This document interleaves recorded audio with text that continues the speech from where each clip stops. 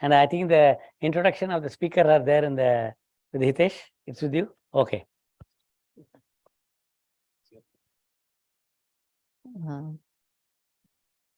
Good evening, everyone. First of all, I would like to thank Dr. Natarajan and congratulate him and his whole team for arranging such a huge conference, first of its kind of genetics conference, and Dr. Karobi Lahiri also. And I thank him for giving me also opportunity to participate in this. Now, may I welcome Dr. Anuprita Ghosh. She is a doctoral scholar in molecular microbiology and immunology, School of Medicine, University of Missouri, Columbia, USA. And she has research in protein phosphatase 1 in Saccharomyces cerevisiae. She's MS microbiology from Nagpur University, Nagpur, India. She has so many other qualifications, like she's a mindfulness teacher, awareness training institute and the Greater Good Science Center at the University of California. Genetic counseling experience is huge of Madam Dr. Anuprita. She's head of genetic counseling clinic, Jaina at Narayan Netralaya, Bangalore, 2015, and still she's there. Genetic Educator Training Course Certificate, Children's Hospital of Pittsburgh, one of the organizers of the Ophthalmic Genetics and Genetic Counseling for Clinicians and Basic Scientists Conference and Workshop, jointly organized by the Indo-UK. She has experience in Genetic Education Forum, Bangalore, India, February 2014. She has done 2 weeks observership at the University of Minnesota, Minneapolis, USA. And she's attended conferences, Manipal Genetics Update on Genetic Counseling, March 2017 at Manipal University. So we are very eager to learn from you, Madam Dr. Anuprita Ghosh. And I also learned one more thing from Madam is she has done diploma in Buddhism, and she wants to teach all of us meditation also. So we have time. And second is I want Shruti and Samrita and what's her name? Karishma, 3 of you to come here, take every slide, photograph, notes, and please ask questions as soon as she finishes talk. Please, 3 of you come here. No, they have to work with you, and I hope within a week they'll start one work on and publish with you. Sure. Thank you so much. That was very kind introduction, and thank you so much, Dr. Natarajan and Dr. Karobi and all the organizers. It's a wonderful opportunity indeed, and it's a pleasure to be here with all of you, a community with a common interest.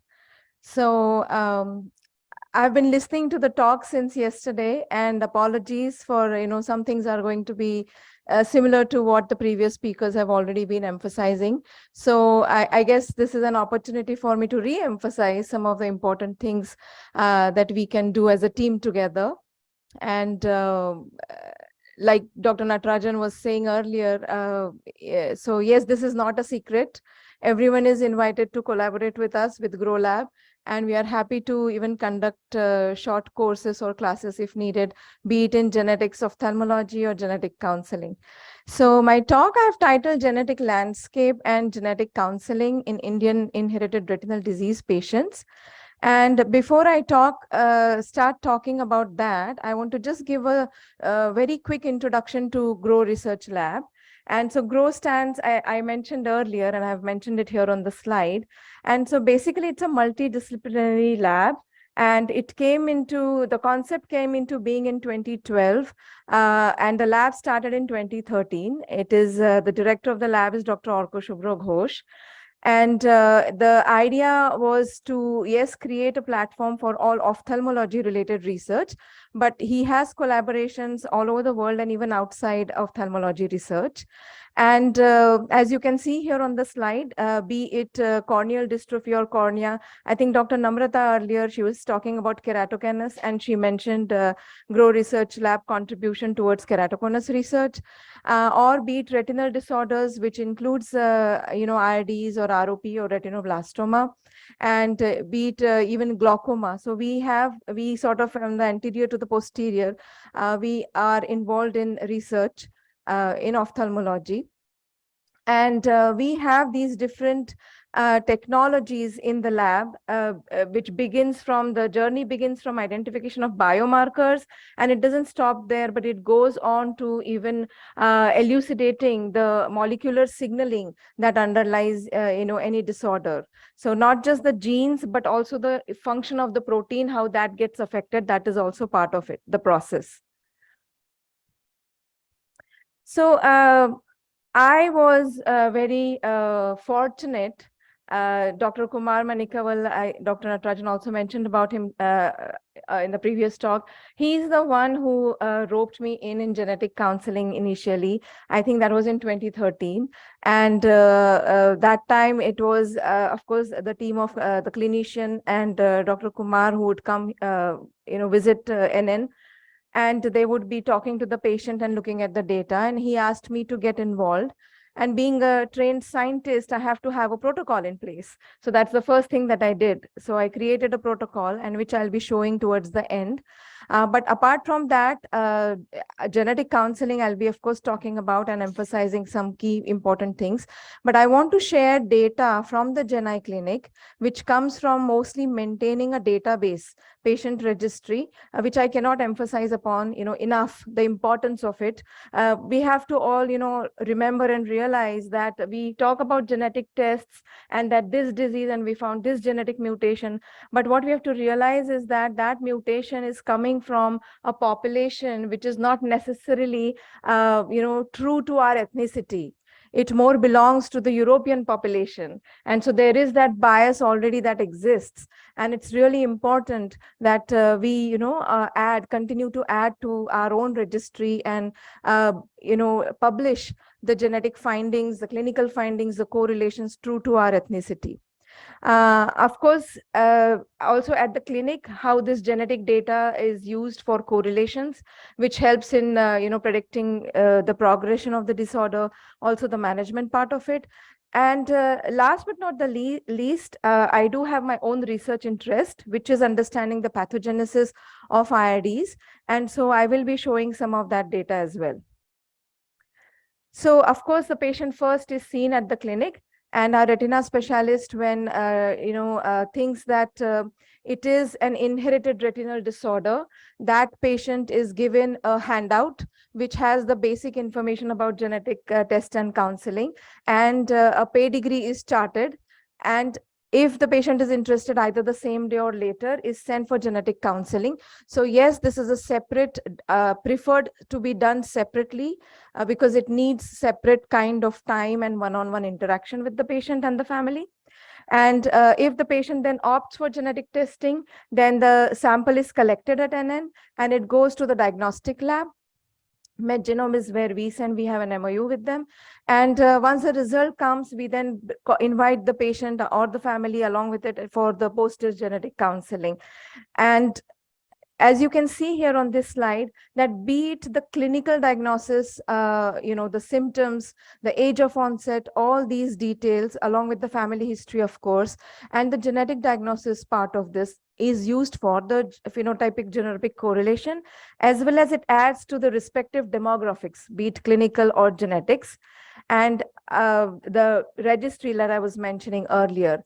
And so we also integrate both the clinical and the genetic data. And of course, education is something, a key. I'm an educator myself, and I'm a believer of that.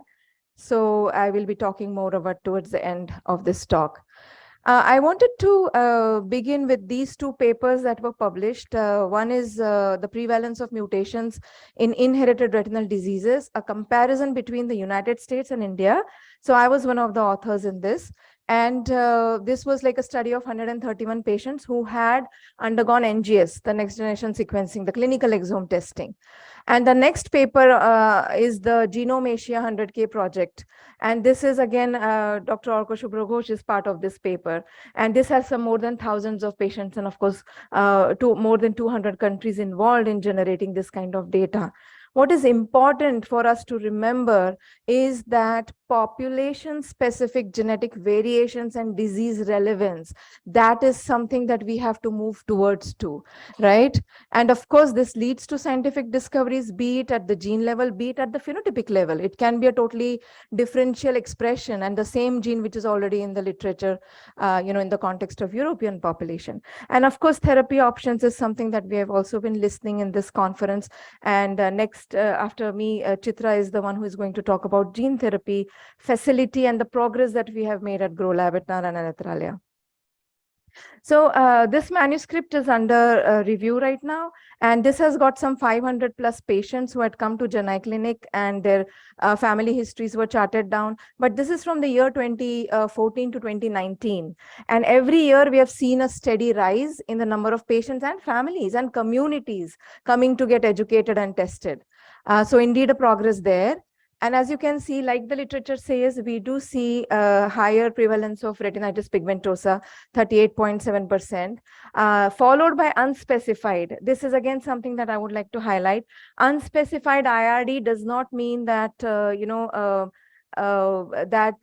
it could not be, it is not even inherited one. What it means here in this context is that it is either a child where the IRD has not yet fully evolved to specifically pinpoint which category it falls into, the, the cones only or the rod and cones together.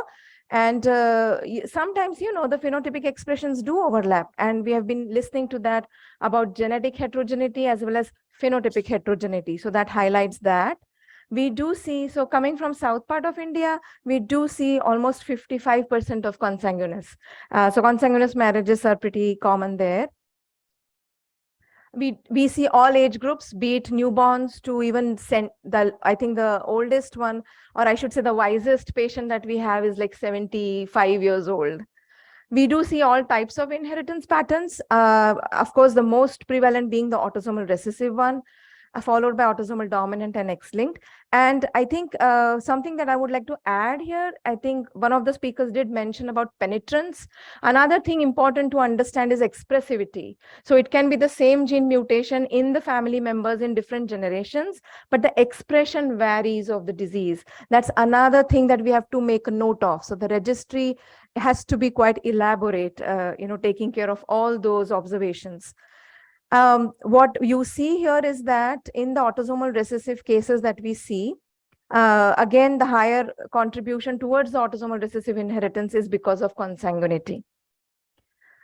Another figure from the manuscript that is under review, and this is showing the genetic landscape. So some things are common, which is already reported in the literature, like say, for example, ABCA4 mutations are the most commonly found mutations in Stargardt patients.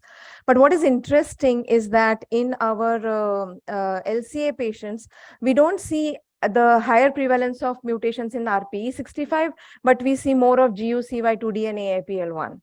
So you get such kind of, landscape specific again to the ethnicity. Again, below that, what you see is the almost 80% of autosomal recessive inheritance in this. And there is a different types of mutations, as you can see, starting from missense to nonsense to deletion. And again, yesterday, there was a talk about, SNPs, single nucleotide polymorphisms, and very important, the papers that I mentioned earlier from our group, it's important to realize what SNP is, let's say it turns out to be pathogenic in a European population, can actually be benign in our population. So again, we have to take this with grain of salt, and documentation is the key. Again, something from our cohort of the Janai Clinic patients, we do see the same genetic and phenotypic heterogeneity. And sometimes we see these unique things like circle mutation is known to cause retinitis pigmentosa, but we have a patient, in her 20s, and I think the disease has just set on it has not yet progressed, and the fundus actually did not fall into the RP definition also. So it was a query, what it is. So that is something very informative indeed. Something for us to again appreciate how far science has gone in the context of genetic disorders. As you can see here, LCA there are like 19 types of LCAs listed here on this slide. And you can see that every type of LCA, there is a responsible gene and mutations in that gene causing this. Another layer of complication, whether it is an autosomal dominant, only one copy mutated, or autosomal recessive, 2 copies, again, the phenotypic presentation can change. So again, something to make note of. Switching gears here, so at the clinics, when what we get usually is either we get this query like this is a 6-year-old child and we got a this is suspected to be LCA, and of course genetic testing becomes important in this situation, and it turns out that there is a disease causing mutation in GUCY2D gene, and so it confirmed that it is LCA. So obviously it will help the clinician as well as the family to understand the management of the disease and how where to take things forward from here. And in the context of research, so GUCY2D, how far is the gene therapy trial in that? And, so that gives them hope, and it sort of also empowers them when we provide them this research information that exists. This is again at the clinic. What you are seeing here is that the images of all these patients have different diagnosis. So 2 have LCA, but 2 different gene mutations. And the third one is a RP, patient OCT image, and it's a PD6A mutation. And you can very well, see the differences between and which of these is the least severe one. So different phenotype caused by mutations in different genes, but all these genes are involved in the phototransduction pathway. So now I'm moving towards my research interest a little bit. And we all know that even if the mutation is, let's say, in RP65 gene, and even if you, give the gene therapy RP65, what science or literature shows is that the photoreceptors continue to die. And so there is also this discussion in the field of gene therapy, including our lab, that supplement apart from the gene that is mutated, you give another gene the gene therapy in order to rescue the death of the cells. So that is something also that is being discussed in the scientific community. So my research interest is how different gene mutations involved in the same pathway cause different phenotype, how different gene mutations resulting in different IDs decide the fate of the photoreceptors. These are, of course, very big questions. And I already mentioned about gene therapy and the mutation-independent therapy that is also being discussed in the scientific community.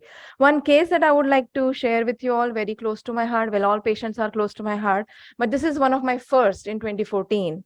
And when this family first came, the child was diagnosed with, so 2 siblings diagnosed with LCA, both born blind, and genetic testing was done. And in those days, as you can see, the report looks different, but the genetic mutation that was reported for, it falls in the category, this was in 2014, falls in the category of likely pathogenic.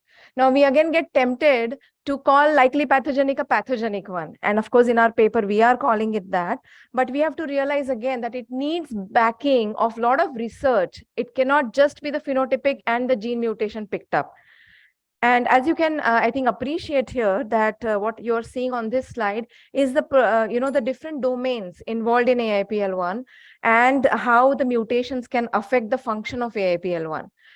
Apart from that, parental validation is something very important, and the parents are heterozygous carriers. Sometimes it is important to look at the segregation of the mutation, and that is another important reason of parental validation. I don't have time left, so I'll skip through this, but I just wanted to show you that this is something I think you will be excited about. This is the same mutation which was reported likely pathogenic because it does not exist in literature.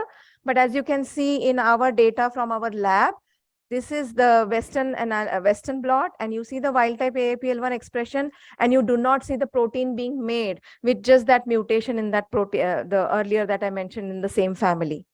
Apart from that, we also have iPSC research that goes from the patient sample to understand the, the formation of retina and the loss. And just one more minute, but be it a pathogenic or a VUS variant of uncertain significance, whatever kind of gene mutation, it has a devastating effect on the patient and the family members, be it social, be it psychosocial, psychological, economic, or physical. It affects every aspect of the patient diagnosed with IRD. This is the paper we were discussing earlier today in the morning. This is published by Dr. Kumar's team that talks about status of genetic counseling in India.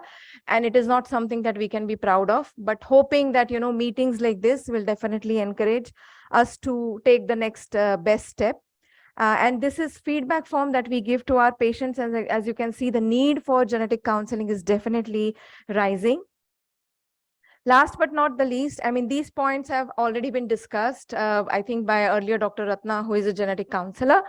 I just want to say that Genai Clinic, so apart from education, information, emotional support, psychosocial care, it is a humanistic endeavor and it continues to evolve to meet the needs of the population. I would like to thank Grow Research Lab, my mentors, of course, the clinical team, Dr. Shetty, and all the NN consultants and staff. And I want to end with Dr. Rabindranath Tagore's quote: "The highest education is that which does not merely give us information, but makes our life in harmony with all existence." So here's hoping harmony in all institutions and moving forward towards helping all the patients. Thank you.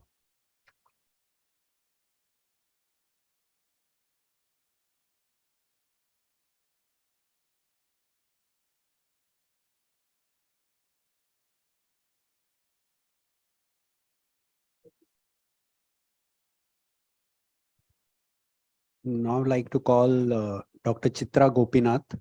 Dr. Chitra Gopinath is a PhD in biomedical sciences since June 2019 at the School of Biosciences and Technology, Vellore Institute of Technology, Vellore. She has been awarded the Fulbright Nehru Doctoral Research Fellowship 2016 to 17. Conferences, presentations, certificates, multiple of them, including a certificate of appreciation for being part of the organizing team of the Regenerative and Transplantation Medicine and Ophthalmology Conference, Narayan Nethralaya, Bangalore. She has participated and volunteered in meetings including retinoblastoma and other diseases. And she is going to talk to us on AAV medicated gene therapy for retinal disease, probably one of the most significant talks. Thank you. Thank you for the introduction. I'd like to thank the organizing committee for giving me an opportunity to talk today. And so the topic is AAV-mediated gene therapy for retinal diseases. And I hope you all learned something from this.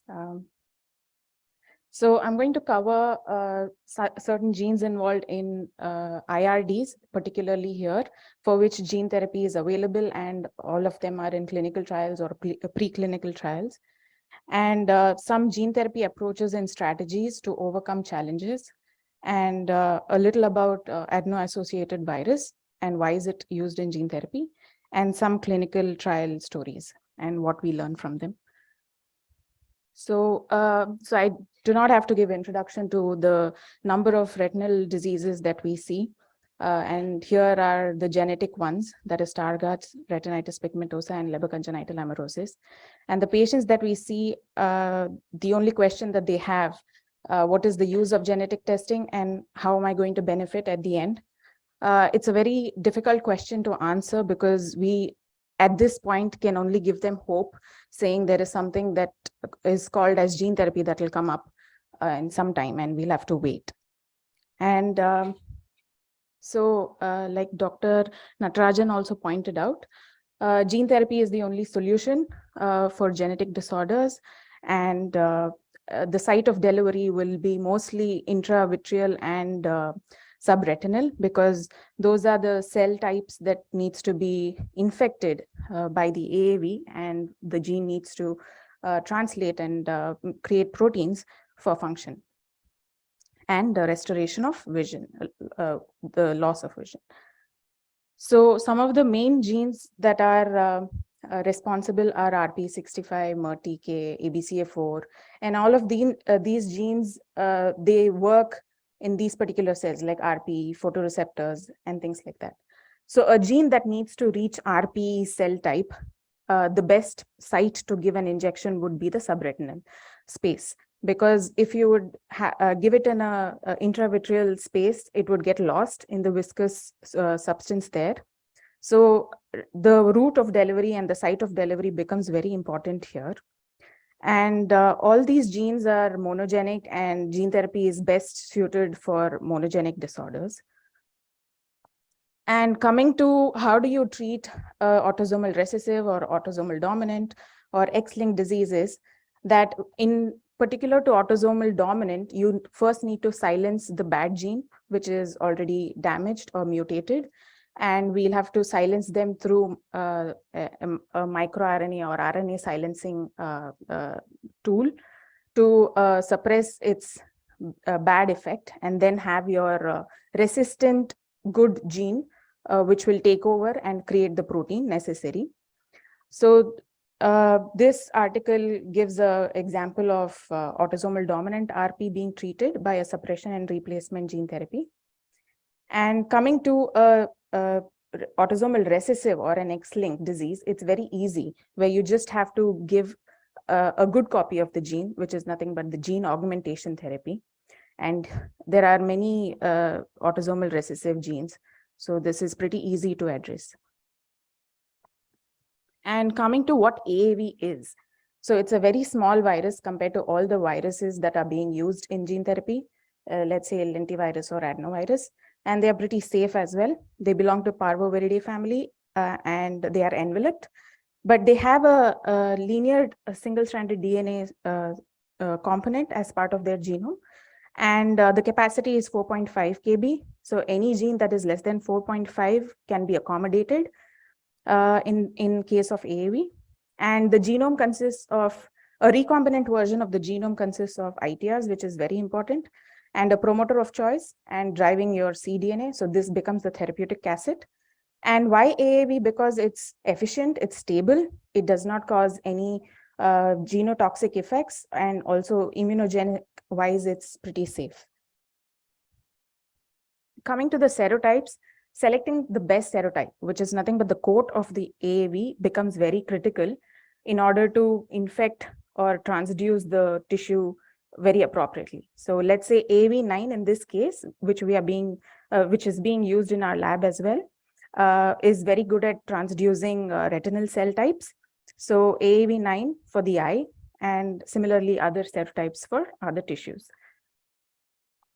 So just to give you a brief of how vector is produced, you just need one cell type, let's say the human embryonic kidney cells, and we do a triple transfection where the transgene cassette along with helper plasmids are transfected, and then you give them some time to grow and build, and then harvest the cells and make a lot of virus come out of the cells and then purify it.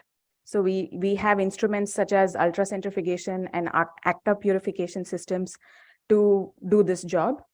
It's a laborious job. Dr. Sharath and I are involved with Dr. Orko in all of these work, and there are other members as well in the team. And after every production, we will have to check the quality and integrity. So we do a SDS page and check all of the 3 capsid proteins and make sure that all of the 3 are present in the right sizes. And also a TEM, if possible, to check for the empty capsid versus the fill capsid. So what you see with a ring, black in center is the empty capsid. A filled capsid would look completely white. So this becomes very important for a good prep to be administered to any study or in vitro study or in vivo study. So it's easy to do gene therapy for a small gene, but what happens to the large gene? So there are different strategies that we can do. So one that is already being done at our lab and which has also been published by Dr. Arka earlier in 2011. The concept to understand is if you have a big lamp, you can't fit it into one box. So you just take off the head portion of the lamp and the tail portion of the lamp, package it separately in boxes, take it back home, and then assemble it so that you have one full piece, which is functional. So this is what we would do for a large gene such as CEP290, ABCA4, or USH2A, EYS, which are pretty big, many kbs, more than 8 kbs to accommodate. So we will need strategies such as the hybrid dual vectors, where there are mechanisms to have 2 vectors carrying the head half and the tail half, and they get inside the cell through 2 different viruses, and they form a concatemer and then reconstitute as one complete cassette, which would form the protein. So this was a work done at Narayana Nethralaya as a proof of concept and to validate the viruses that we make. So on the left, where you see the blue color, that is the dual vector co-infection, where the head and the tail viruses were injected at equal ratios. And for about 1.5 months later, when we sacrifice the eye and do an X-gal staining, you end up seeing the blue color, which is nothing but a reaction of the beta-galactosidase enzyme acting upon X-gal to give a blue color. So that's a reporter gene to just show the mechanism that works. And other strategies include micro and mini gene synthesis, where let's say example here is dystrophin that we are already doing in our lab by another lab member. Only the required domains are retained, and the unnecessary portions of the gene are removed in order to make the micro and mini dystrophin, which can ultimately go in one vector. So this is to address such big genes like dystrophin. And also the CRISPR-based gene editing in case of CEP290, which is already being studied by another group in the US, the EDIT 101 study. So these are other strategies apart from dual vector strategies. So currently, as of 2021, there are so many gene therapy studies for retina. You can see the pie chart there for addressing retinitis pigmentosa, choroidermia, achromatopsia, and LCA.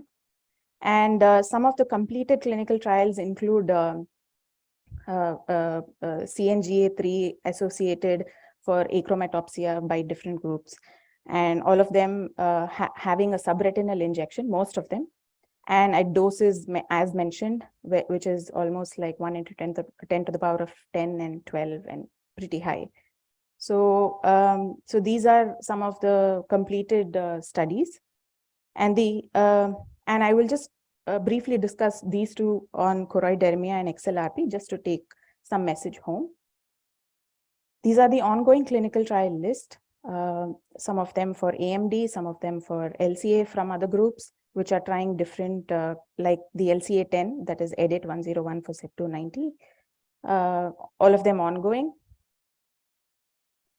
And some other than AAV are also used for longer genes, which is lentiviral-based subretinal injections for ABCA4 and Myo7A for Stargardt's and Usher syndrome. I will just briefly again mention about XLRS, which is the RS1 gene mutation, and it had an adverse event. So just few points on that.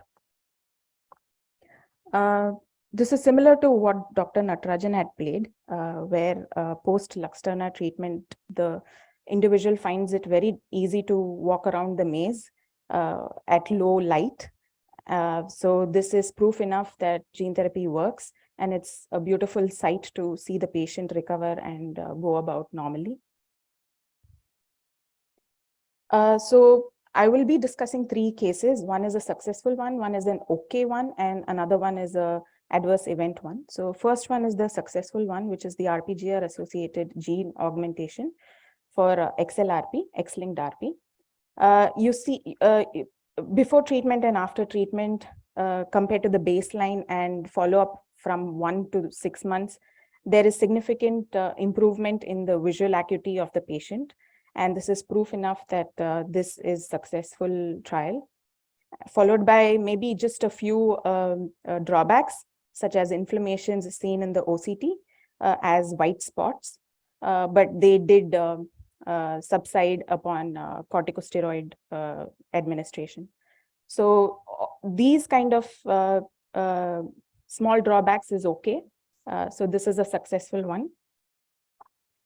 And coming to the AAV2 mediated gene therapy for REP1 for choroidermia, the results when you see the treated eye, which is the orange dots, versus the control eye, which is not treated, you don't see a significant difference between the treated and the control eye.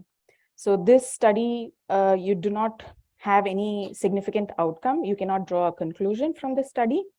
So we'll have to get back and see what went wrong or what's not working and learn from such studies. And one that is slightly showed an adverse event was the RS1 gene therapy trial, where patients were administered at doses 1 into 10 to the power of 9, 1 into 10 to the power of 10, and 1 into 10 to the power of 11. So as the doses of dose increased, there was an increase in the pre-existing NAB titers as well. So neutralizing antibody is something like a challenge for AAV administration because it can neutralize the function of the AAV vector, which is carrying the therapeutic gene. So, increasing neutralizing antibody is not a good sign. And also there was one case which had a vitreous hemorrhage, and which again is considered a adverse event as an outcome from this trial. So these are studies that when you keenly look at each study, you can always learn from them and try to make your strategies and approach much better. Like I said, gene therapy for large genes have still not reached the clinical trials phase. And what's important is what are we doing in India? So our lab, which is headed by Dr. Orko, so our team has received the first gene therapy trial approval for RPE65 and other genes as well, which is approved by ICMR and in collaboration with IIT Kanpur and ICMR itself. And Dr. Orko has compiled the entire CMC for gene therapy guidelines, which is for India, an Indian initiative. The soft copy is available. If you just type CMC for gene therapy guidelines, ICMR, you will find it. It's a PDF. So the entire book or the booklet talks about the do's and don'ts and criteria for gene therapy. Yeah, so that's a big achievement for India as well. So Make in India is something that we are very enthusiastic about. And under the guidance of Dr. Orko, our team has managed to go one step ahead at least post this pandemic and do things that will help us on the long run. We have a clean room facility and we are capable to produce clinical grade gene therapy vectors. And sometime in the near future, we should be able to produce vectors meant for clinical trials. And I would like to thank my mentors, Dr. Arka and Dr. Anuprita here.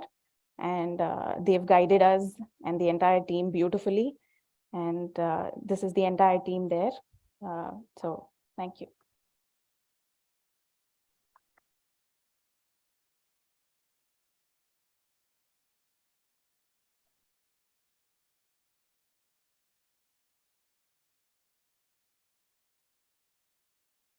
Thank you, Dr. Chitra. That was an excellent talk. And we'll go to the next speaker, Dr. Sridhar Sivasubu. So Dr. Sridhar is affiliated to the Genomics and Molecular Medicine, CSIR Institute of Genomics and Integrative Biology, where he is currently working as a professor. And he would be presenting online, I guess. Yeah. Yes, I'll be presenting online. Yes, sir. Could I go ahead and share my screen? Yes, sir. Sure. Sure. Thank you. Give me a minute.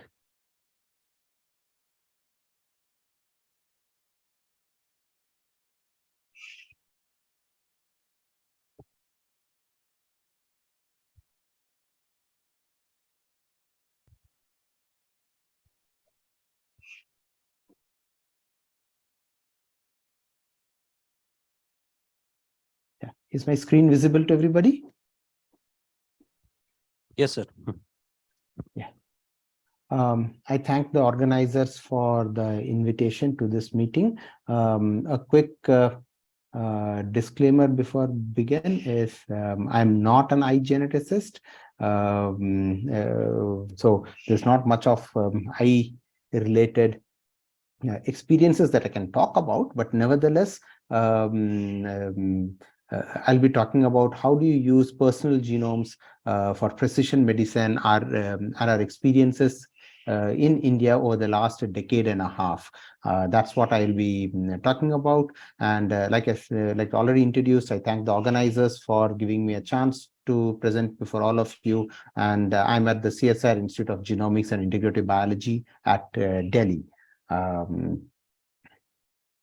Yeah, So the institute, the overview is given here. It's a pretty close-knit institute with about 42 scientists and 24 technical staff and 5 large departments, if I may call, and the core strength is in disease biology and translational research. So of interest to this audience here is our 2 major programs in translational genomics. One is called the Guardian Genomics for Understanding Rare Disease India Alliance Network, which is our discovery platform, and we have a second platform called Genomics and Other Omics Tools for Enabling Medical Decisions, which is a medical service platform in short called the GOMED. So what I will do is I'll be taking examples from both these platforms and say how do you do genomics in a country where it is not there is no insurance coverage, or large public health bodies do not pay, largely paid out of pocket. So the story begins in 2008-9, where at IGIB myself and my collaborator Dr. Vinod Skaria sequenced the first genomes out of our country, thereby laying the foundations for using personalized and precision medicine in India. Now, this allowed us to look at how do you mine data from whole genome studies, and how do you sort of put it in context in terms of the clinical presentation of the patient. So armed with this one single genome, we did not stop there. We went around our subcontinent, which includes all the Southeast Asia and the Middle East, talking to a lot of collaborators, right from doing the first Sri Lankan genome to the first Malaysian genomes, to our collaborators at Philippines and Middle East, working with all of them. As you can see, we have a large number of genomes that we have managed to put together in the manner, and more recently the 1,000 plus genomes from India itself. I'll be talking about that too. Now, armed with this, why do you think genomics is going to be different in India? It's primarily because we have a large population, about 1 billion plus people, diverse genetic ancestry, stratified population groups, and close-knit community structures. Now, this is going to be a very different scenario for doing many of the studies that you are talking about doing, which examples are sort of drawn out from the Western world, and you'd see we have a different population structure and how they are located. So it's going to be a different model of delivering the science here. So genomics primarily is of important and can be really go into the translational step in the case of genetic diseases. And as you notice in my screen, it's a hidden burden in our country, with over 70 million people in India and 300 million people worldwide who suffer from one or the other genetic disease, and many of them can be prevented if not treated also. So that's the goal. So with that goal in mind, what we did in 2012 was to start this program called as Genomics for Understanding Rare Disease India Alliance Network. This is a clinical collaborator, about 300 clinicians across 70 clinical centers in India that collaborate, making it one of the largest networks for rare disease genomics in this country and in this part of the world. The idea is to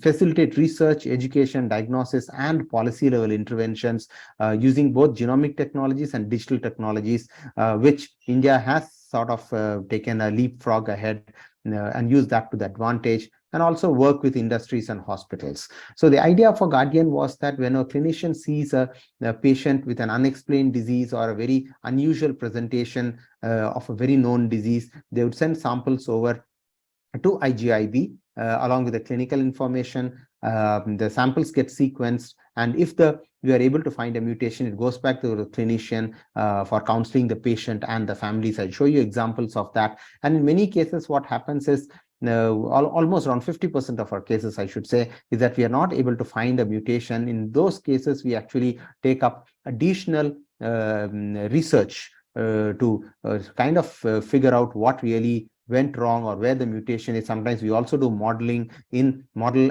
systems as well as in cell culture systems to functionally annotate the variant and then get back. And now this research part sometimes takes weeks to a years at an end. But other than that, the genome sequencing pretty much happens in a very time-defined manner. So here is an example of how the genomics, the Guardian program works. Usually we get referrals from clinicians, sometimes from families directly, but we would like to take them through an hospital systems. For example, in this particular case, there's a family that had written to the President of India for euthanasia. This was brought to our attention, and the genome, in the exome sequencing of multiple members in these families led to the identification of a mutation in a gene called as MLC1, and this was a novel mutation that led to the identification of what we call as the Nalband mutation, which now impacts close to about so that there, yeah, it's a founder mutation which is found in the Middle Eastern ancestry, and this family did trace their lineage back to the Middle East, and they belong to the Nalband community. As you can see, between 2016 to 2019, we were able to diagnose the disease, describe it in the scientific literature, and also put a diagnosis in the market along with Professor Shefali Gulati at AIMS Delhi. And then we also went back to the community now that we had a very nice diagnosis, cheap and affordable diagnosis, to see what was the prevalence of the disease. As you can see, about 28% of the community were carriers, and about close to 10% of them were actually affected. So that's the impact you can now do with genomics before we head out into the therapy. So so here's another example, again coming from the southern part of the country, a cohort of primary immunodeficiencies, which went all the way from a diagnosis to community interventions. This was done at Dr. Geeta Govindarajan's clinic at Calicut Medical College. So between 2018 and 2019, we were able to, along with the government of Kerala, actually screen for patients with primary immunodeficiency disorder, generate a support group, have a specialized clinic that operates every week, and actually, along with the Kerala government and PFDI, ID, we actually provide diagnostic support to the patients. For example, over 30 patients are on treatment with intravenous immunoglobulins, or 20 patients have accessed hematopoietic stem cell transplantation, and many families have accessed counseling and prenatal testing with a very high degree of success. So you can see, not only is the diagnosis, we actually take it to developing the tools, identifying the mutation, and actually going up and finding long-term solutions to these families so that they can be disease-free. But this is all coming directly. These are cases that come from clinicians. But remember, there's a changing paradigm. Earlier, phenotype and clinical interpretation used to be done first, then the DNA extractor, the genetic material extractor, and sent for sequencing to match the variant and the phenotype. But things are changing very rapidly in this world, where now no longer the first paradigm is true. People are shifting towards getting the genomes done when the newborn, the baby is born, or a healthy individual getting their genomes done. And now you find, use that genomes to find evidence for variant pathogenicity, and then actually go back to the clinic for interpretation and action. So if this was going to be the norm, okay, the ones that I showed you, the Guardian program, would probably not be the best program for it. You really need to understand what really ails our communities and nation, because you're going to have a large number of people in our society sequence not knowing what really ails them or what variants do they carry. So we really don't know what is prevalent in them. So we need to find that out before people start doing large-scale genome sequencing. So in order to address that question, what we did was we randomly asked volunteers who had self-declared healthy individuals above the age of 18 to submit samples and to see what ails, what sort of mutations do they carry. And this was close to about 1,029 individuals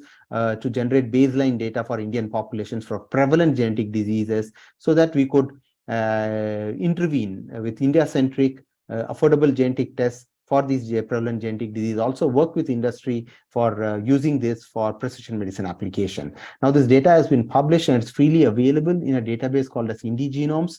So the clinicians who want, even in the eye-specific field, if you want to use that data to see the allele frequencies of your own favorite gene that you're working with, feel free. The link is given at the bottom of the screen here.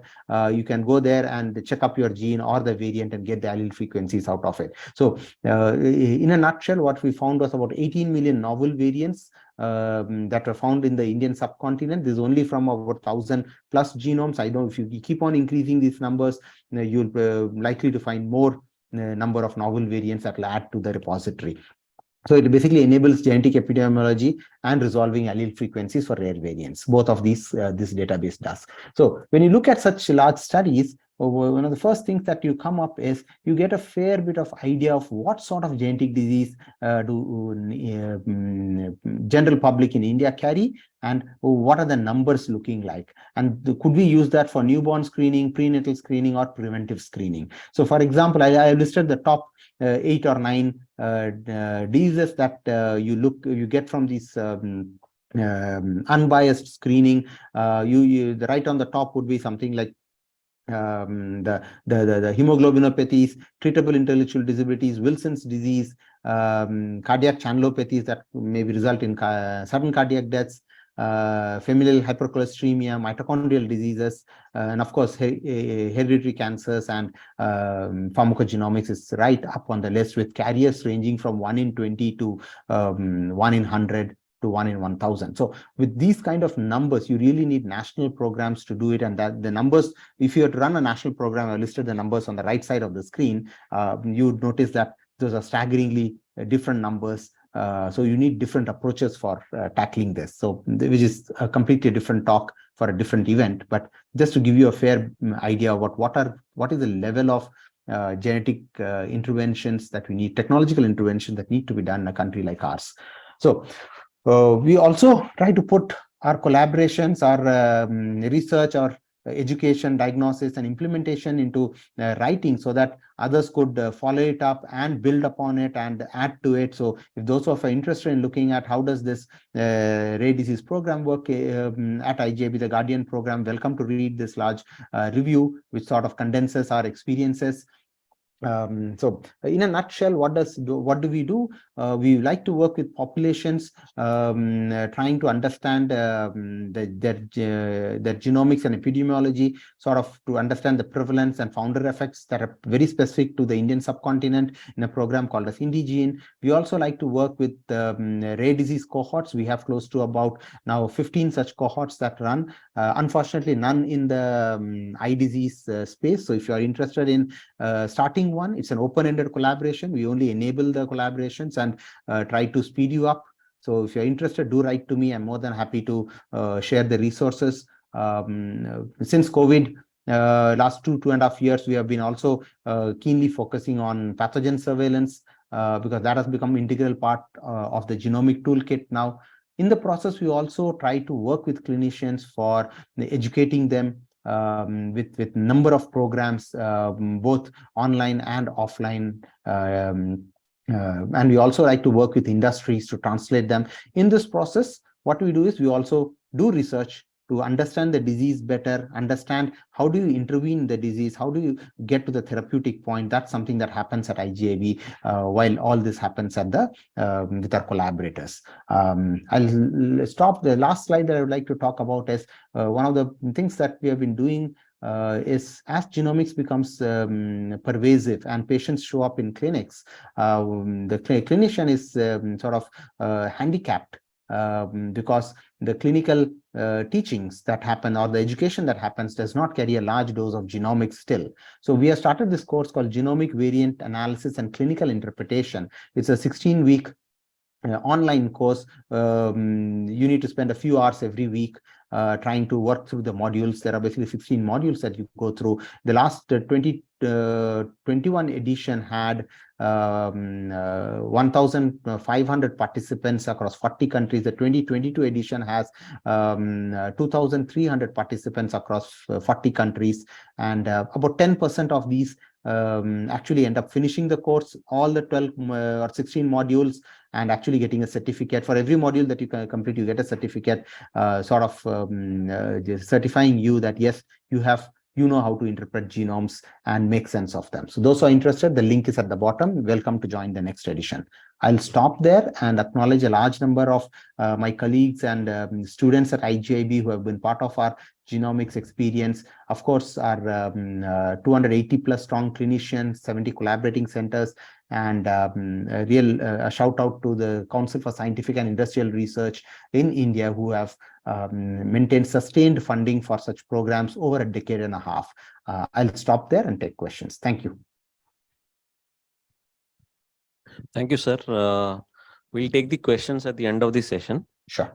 I would ask Dr. Chaya Shinde ma'am to introduce the next speaker. Thank you. We now welcome Dr. Choi Moon-chan.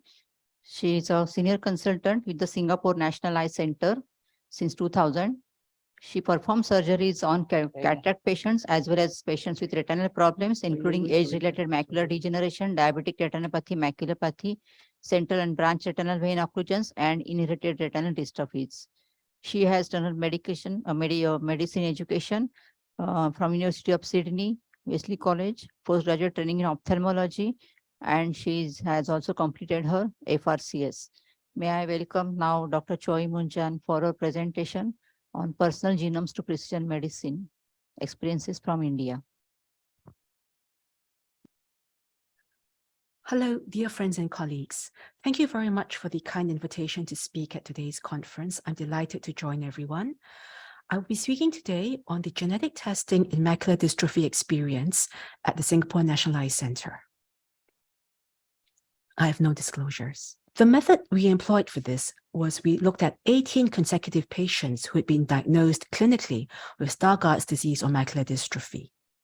These patients then underwent detailed history taking, drawing up of a pedigree, visual acuity, refraction, color vision, OCT or optical coherence tomography scans of the macula, colors fundus photos, autofluorescence, wide field imaging, visual field perimetry, and electrophysiology.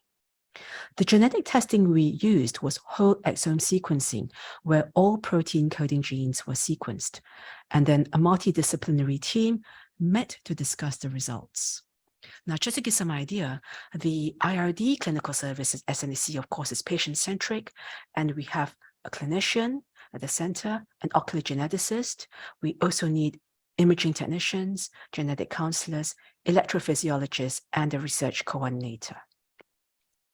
So this is to show some examples of what we're talking about. The history and pedigree was drawn up, and all the imaging that was mentioned earlier was done. Ultra-wide field imaging was done with the use of the Optos machines, and autofluorescence was also done. And we can see in this case, another example, someone not with a macular dystrophy, but more with a retinal pigmentation and loss of autofluorescence in the inferior retina. Spectral domain OCT was done, and these are some examples. Someone with a PRPH2 and of a PROM1 mutation, you can see the changes at the subfoveal zone. In the left image for PRPH2, and on the right eye, there was loss of the outer retina and the periphery for PROM1. Perimetry, of course, is essential, and we have Goldman as well as Humphrey visual field testing.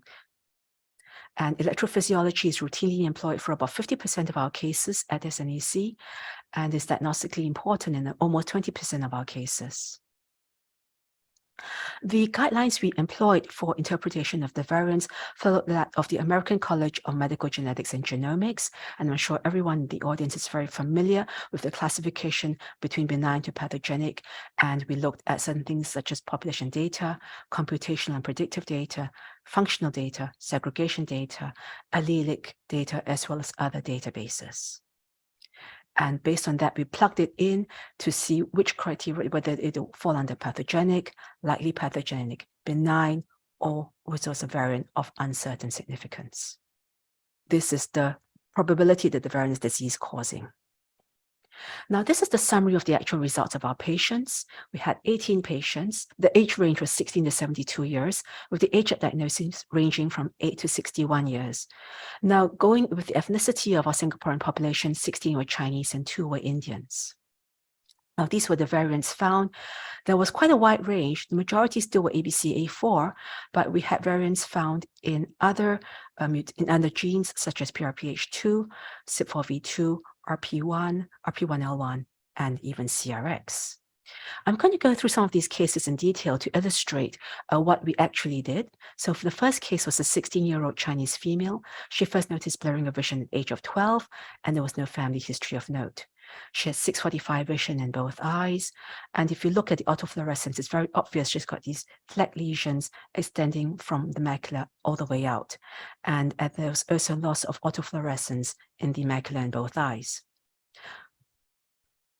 when we did OCT, you could see that there was already loss of the outer retina at the subfoveal region and disruption of the outer retina and the ellipsoid zone.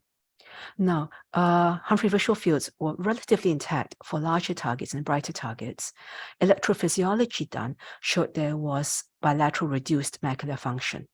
Now, her genetic results were very interesting. She had two copies, two variants in exactly the same areas. So it's very unusual. Her parents it was non-consanguineous marriage.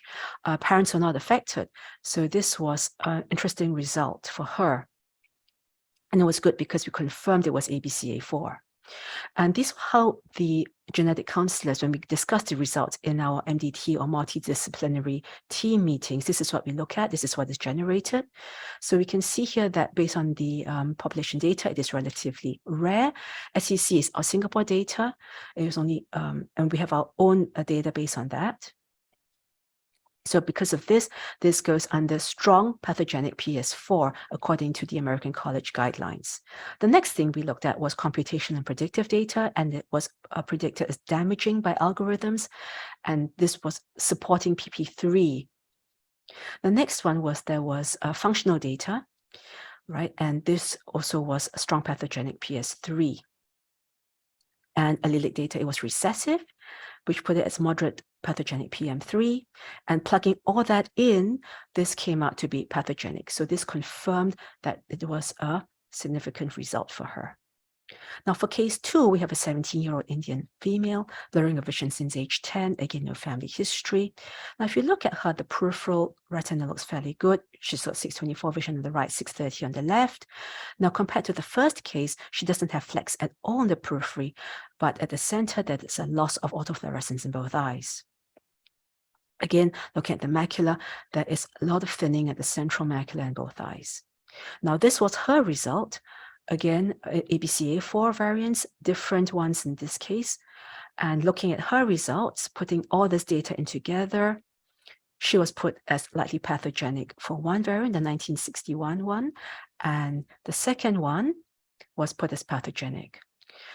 So in her case, because of that 1961, that actually tends to mainly affect the macula, leaving the peripheral retina relatively unscathed. And I've been following her up now for a significant amount of time, and she's remained fairly stable. And as we know, this variant 1961 tends to remain fairly stable throughout life.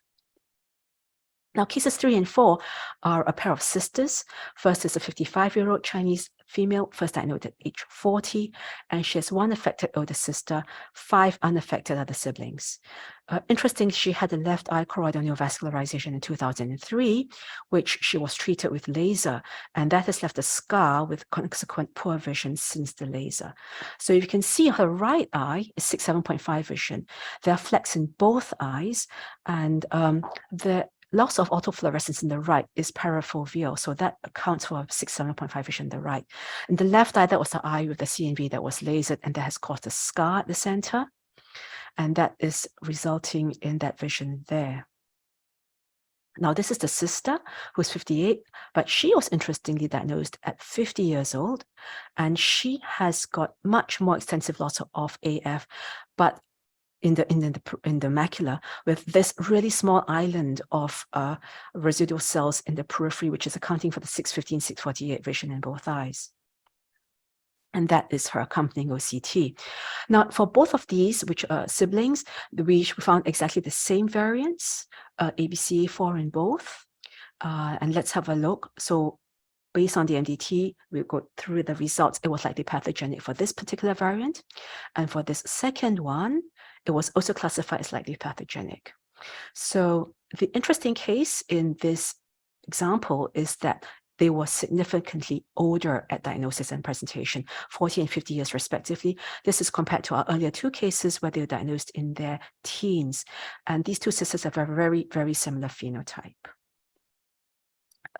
What was also very interesting in this case was that, it shows us that even though they were older at diagnosis, and therefore we might think it's not ABCA4, the genetic results confirm that it is ABCA4. Now, case 5 was a 16-year-old Chinese male diagnosed with Stargardt's at the age of 8.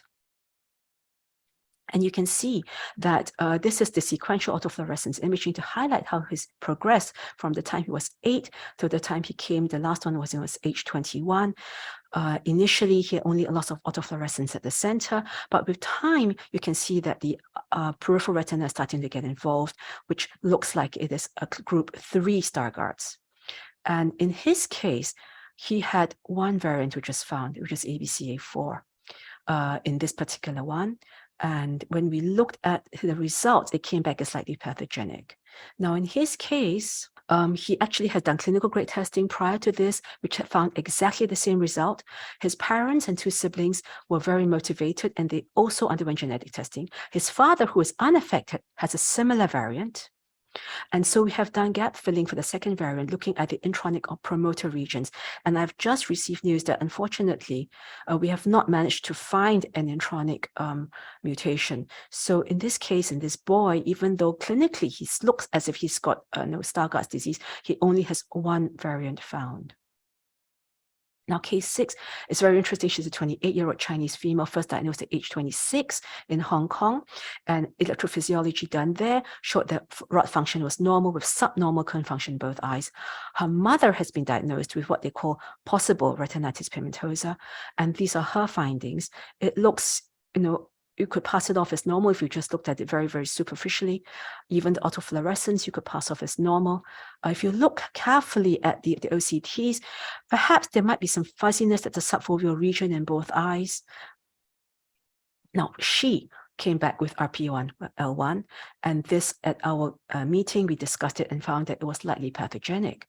And so if we look properly at the history, if we look at her mother has been diagnosed with poor central vision and poor contrast from the age of 30. Her maternal grandfather, who is deceased, was diagnosed with poor vision, but we've not been able to examine him. So this pedigree is very suspicious that it might be dominant condition. These are her autofluorescence findings, again, showing that the peripheral retinal is fairly good. So if I come back to the RP1L1, we know that, this is actually considered to be associated with acute macular dystrophy, and it is autosomal dominant. So in this case, this has established that this patient doesn't have Stargardt's disease, but it's RP1L1. And it's very concerning because she's young, she's newly married, and she's come to me because she's concerned about family planning. So in this case, we referred her for further genetic counseling prior to having a pregnancy. This next case is a 21-year-old Chinese male, first diagnosed at age 18, and his vision has been worsening since that time. Interestingly, he has one younger sister with vision problems. Here's his vision at 638 in the right and 648 in the left. The autofluorescence shows there is lots of autofluorescence in this very speckled area in both eyes and the macula, with a hyperfluorescent ring in the perifoveal region. Now, looking at the OCTs, there's a lot of disorganization in the outer retina. And he has come back with 2 variants, ABCA4 as well as CRX. Now, when we looked at the ABCA4, the conclusion that this was insufficient evidence, so this was classified as a VUS or variant of unknown significance. But when it came to CRX, this was likely pathogenic. So this was very interesting because CRX, as we know, is mostly associated with Leber's congenital amaurosis, but this boy has only had blurring of vision since age of 18, and his vision is hovering about 638, 645. So this is a missense mutation, which might account for why he is more mildly affected than you might expect in someone with CRX. And this is also very important because it is an autosomal dominant inheritance. So we actually really have to keep a very close eye on his sister, who has already starting to have some similar complaints. I've arranged for his parents to come in for us to have a look at the parents because they are actually have no visual complaints, but we really need to look at the parents to be sure. And we're going to do segregation as parents. So just to summarize, these are all the findings we've had in our 18 consecutive patients with macular dystrophy. These are the findings. We have managed to find ABCA4 variants, all different except for one pair of siblings in 8 of these patients, and the other variants are described here. And now we will be we have looked at variants not well covered in the next generation sequencing, and we're going to look at known intronic variants in those where we have only managed to find one variant of the ABCA4. And we plan to extend this testing to now recruit all patients with retinal and macular dystrophies. And I feel that the results have shown that sometimes you may get surprises. We may expect a macular dystrophy with no other family history to be a recessive condition, but in this series, you actually found several with autosomal dominant conditions. And this has great impact in terms of the planning for these patients for their family planning. And it's got a great impact on their individually and to their families. So I would like to acknowledge and thank my genetic counselors and geneticists. And if you would like any more information, I'll be happy to hear from you. Please contact me at this email. Thank you very much.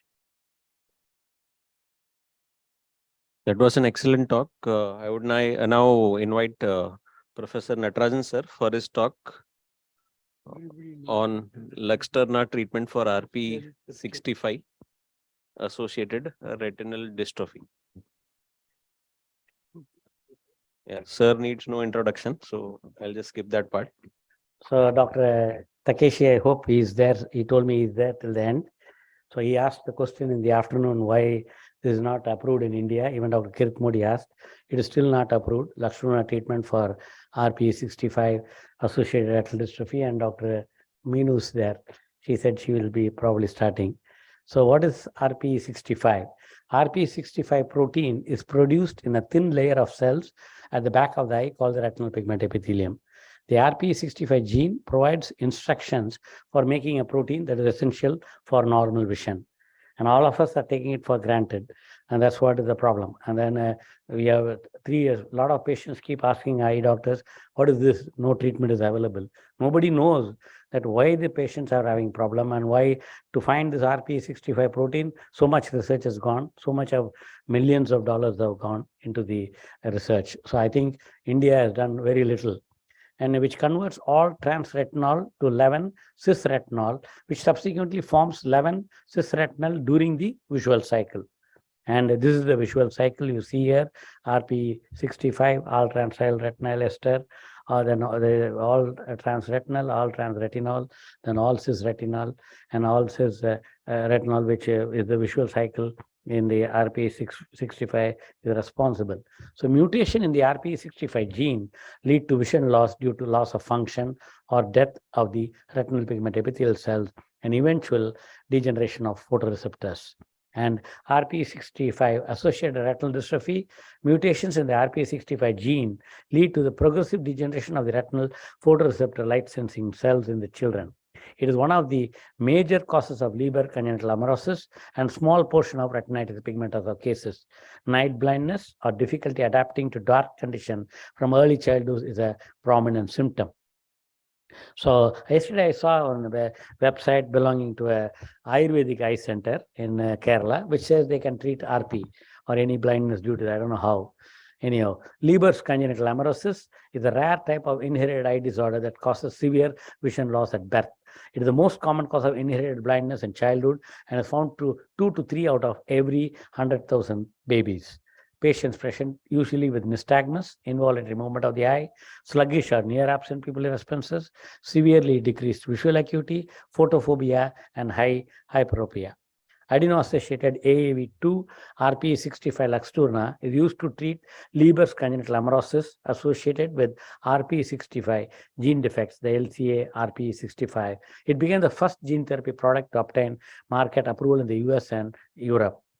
And as of 2019, UK patients with retinal degeneration due to mutations in RP65 can be treated with a form of gene therapy called Luxturna under the National Health Services. And Luxturna is a medicine that is used to treat adults and children with loss of vision due to inherited retinal dystrophy, a rare genetic disorder of the retina. Luxturna contains the active substance otrigine neparavac and is a type of advanced therapy medicine called a gene therapy product. Gene therapy indicated for the treatment of patients with confirmed biallelic RP65 mutation associated with retinal dystrophy. Luxturna is given as a single injection into the back of the eye, into the back of the subretinal space through the vitreoretinal surgery. And the second eye should be treated at least 6 days after the first. You can imagine the patient has to spend 16,000 US dollars. That means 16 crores of rupees for both the eyes. And patients should start receiving immunosuppressant medicine 3 days before Luxturna is given into the eye through vitreoretinal surgery to lower the risk of the Luxturna being rejected by the body. And this treatment should continue for 2 weeks after the injection. And Luxturna consists of a virus that contains normal copies of the RPE65 gene. This helps the cells in the retina to function better, slowing down the progression of the disease. And the type of virus called in this medicine adenovirus does not cause disease in humans.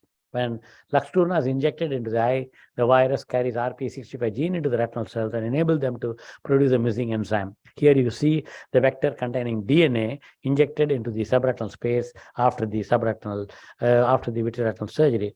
And you can see the new gene DNA, the DNA inserted into the vector, and the new gene DNA then delivered to the retinal pigment epithelial cell nucleus, and this is where it has to be injected. So you need high precision surgeons and high precision surgery, and that's why the vitreoretinal surgeons have to follow 5 P's: perseverance, persistence, prayer, precision, and this is what you'll see in there. Can I have the sound?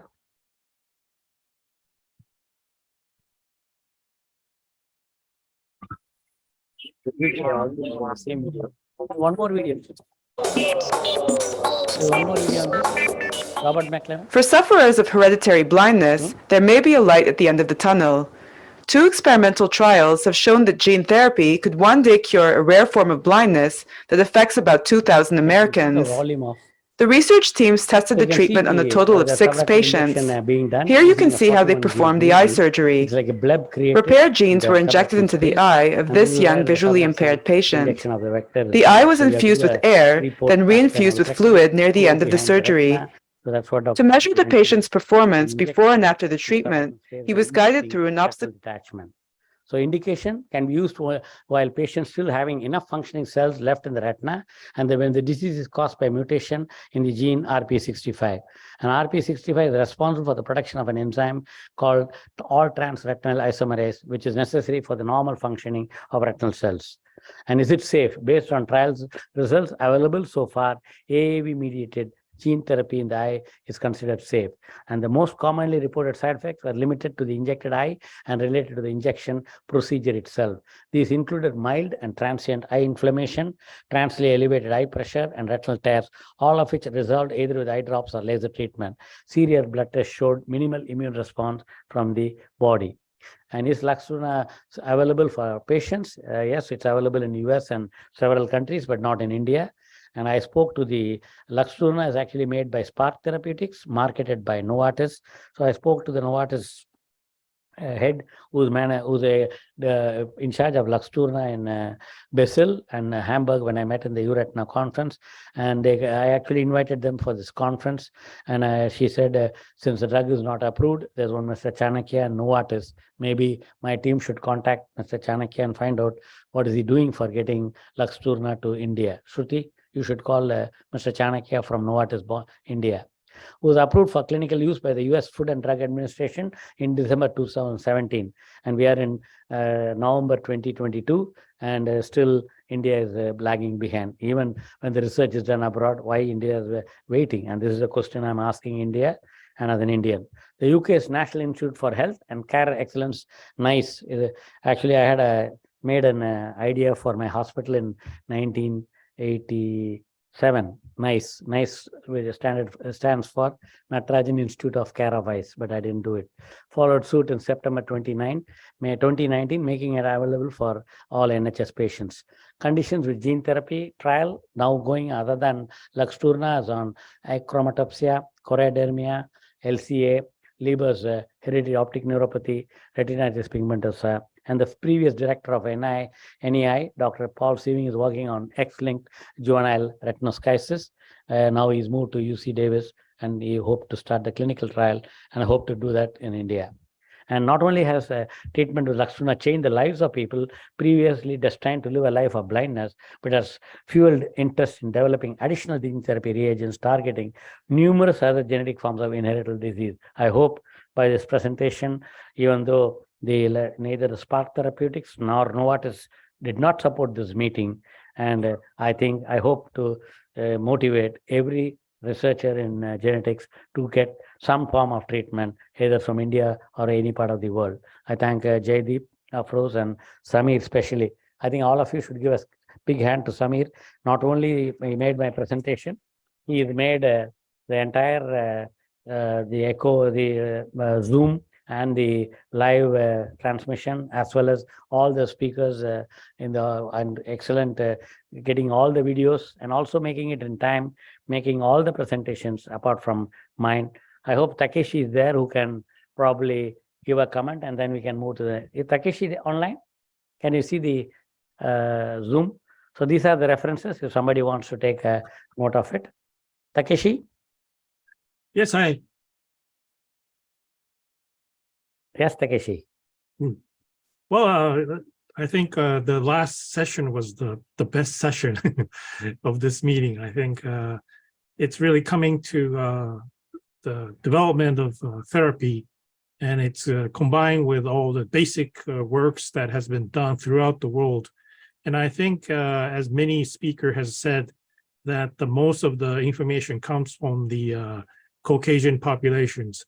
And as Professor Pang has said, that the Asia should come together and pool the data so that even us, we only have 40% detection rate for IRD. And if we combine all this data, I think probably we can increase together the detection rate. So I think this is going to not only influence the detection rate, but also the what kind of therapy.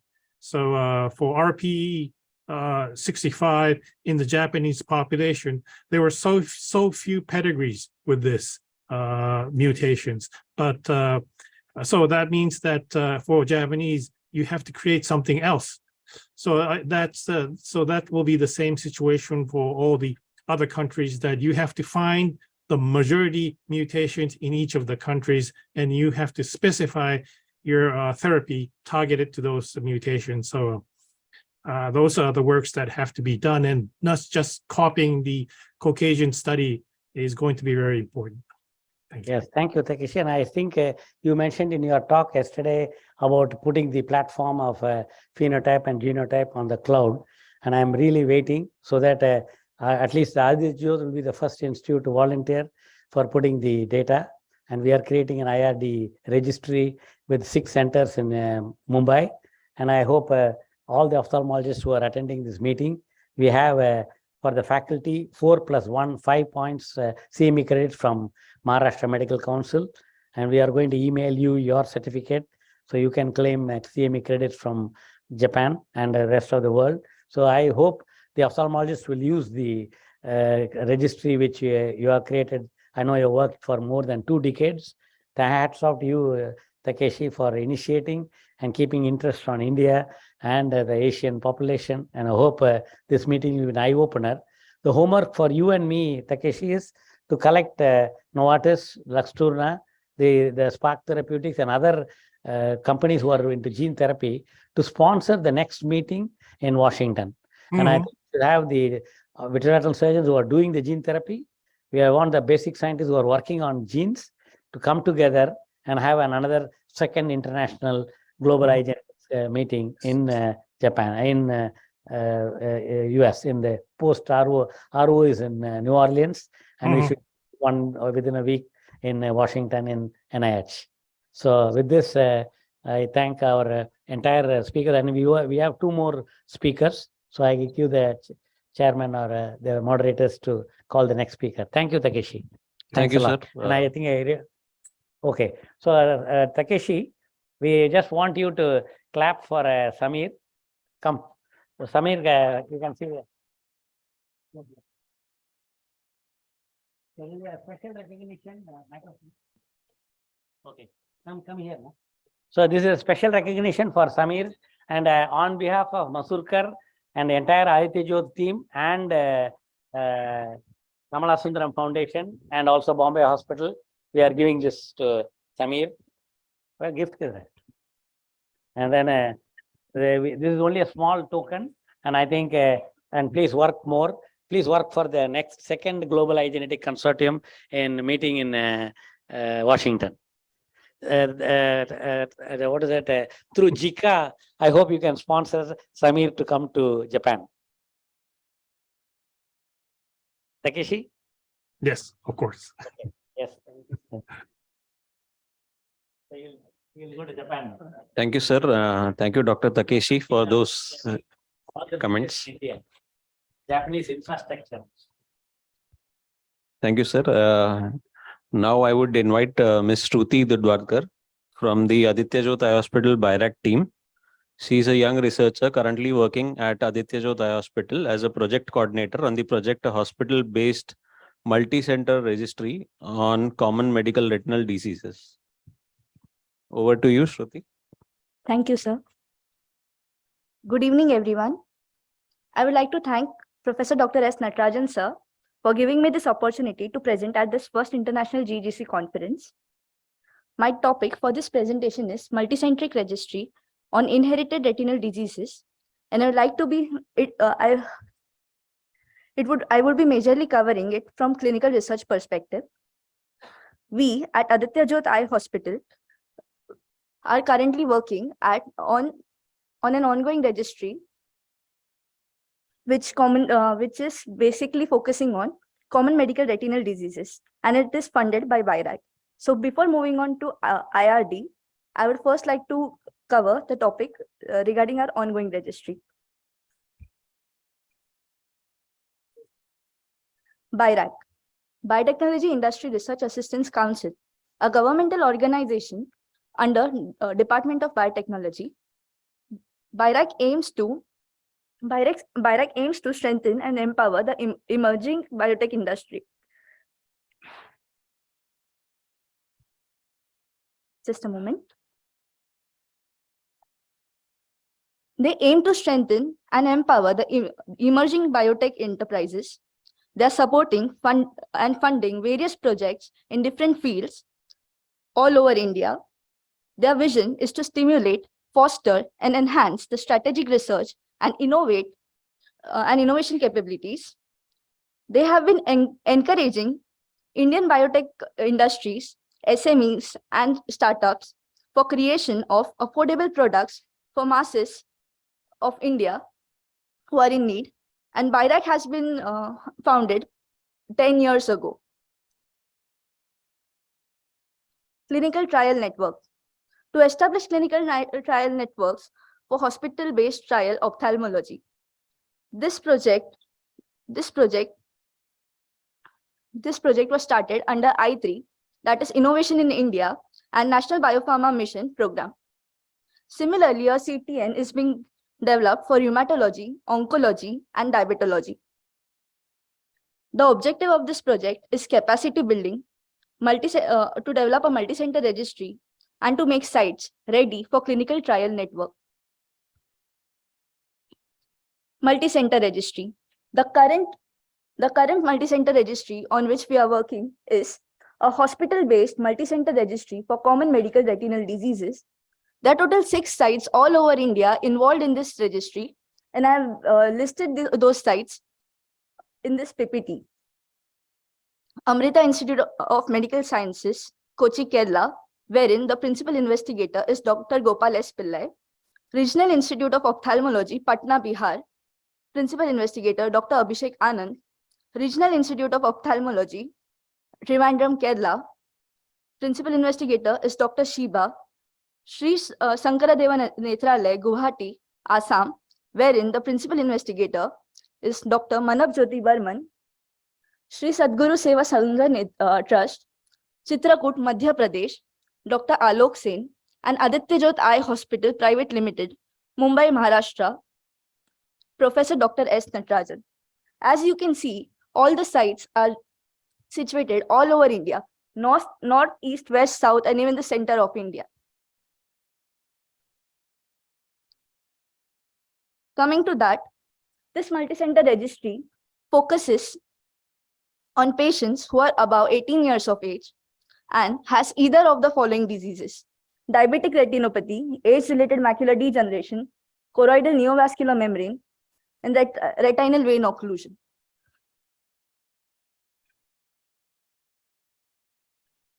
This is the workflow, or rather I would like to say data management plan for the registry. Once the patient is registered at the hospital and has completed his or her optometric workup, the patient is identified as a potential subject for the registry. Once the patient is identified, project coordinator counsels the patient, and after the counseling is completed, informed consent process is being carried out by a principal investigator or principal investigator's designee, after which source documents are filled, and later on case report form is filled, which is validated by principal investigator. Once that is completed, data entry is completed in electronic data capture. This is being verified by quality manager, then re-verified by project manager, and finally validated by principal investigator again. Now, outcome of this multi-center registry. This ready database for upcoming clinical trials regarding biosimilars with respect to retinal diseases.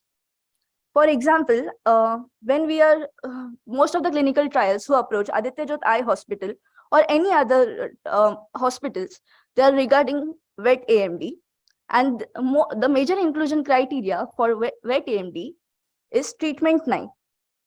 But through our registry, we realized that very less number of patients are treatment naive with respect to AMD. Secondly, clinical trial ready sites. So a clinical trial network for sponsor.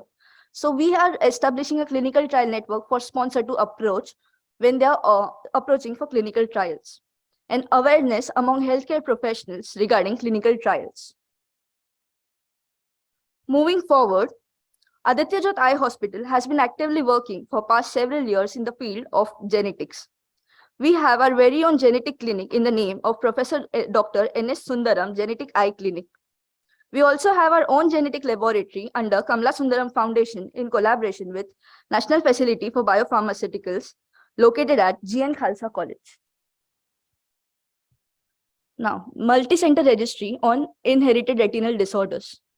The project title for this study is a cohort study to examine the heterogeneity in the population affected by inherited retinal diseases. Our aim is to examine and analyze diverse characteristics and identify the responsible gene in the population affected by inherited retinal diseases. Now we all know that there is no approved treatment procedures available in India for treatment of IRD. So what we are focusing on after this registry, there would be a database of trial ready patients, and this will help us to introduce them to new treatment procedures. Selection of study population.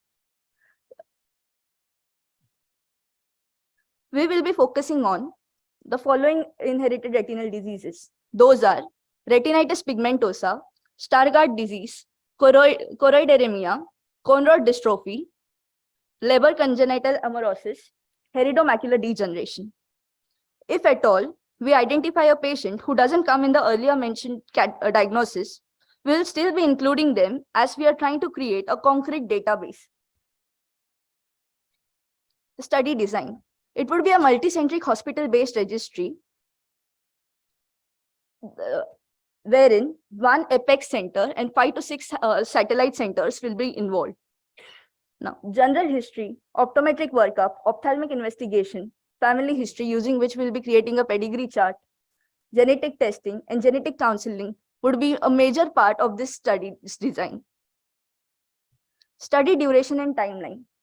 The study, we are planning the study for around 3 years, wherein first 2.5 years will be patient data collection, and the next 6 months will be statistical analysis of the collected data. Thereafter, we'll be publishing the scientific papers based on the analyzed details. Workflow for this registry. In step 1, I have mentioned identification of subject, followed by informed consent process, and with later on a genetic counseling. In step 2 is subject workup. In subject workup, as I earlier mentioned, general history, optometric workup, ophthalmic investigation, and genetic test would be involved. Then the case report form would be completed by project coordinator, which will be later on validated by the principal investigator. Data entry in electronic data capture and verification will be completed by an ophthalmologist or a medical officer. Then re-verification will be completed by a project manager, and the validation will be completed by a principal investigator. The last step would be data extraction and analysis by biostatistician. Future scope. It will create an awareness among pharmaceutical companies to develop treatment for such rare diseases and to understand the untapped potential for IRD. This will also encourage companies to develop alternative affordable treatment procedures. This registry would work as a bridge between companies and patients searching for treatment. Thank you. And Thank you. so you have to give a big hand to Shruti because and Samruddhi. And I request Kerubi Lairi to give a. I don't know whether you saw, she was struggling to present. This is her first presentation. So she did a great job. Come here, no, go there. No? And then along with her,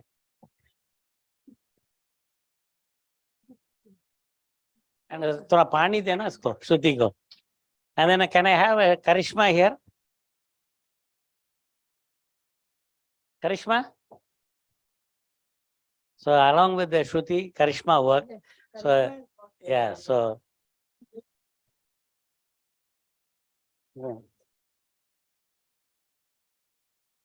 And along with this Karishma and Shruti, Samruddhi, so they have done the, they are the future, they have to excel after go. So, yes. Thank you, all of you, and keep working and work more. And please, all three of you get PhD. And you can proceed next. Thank you, Shruti.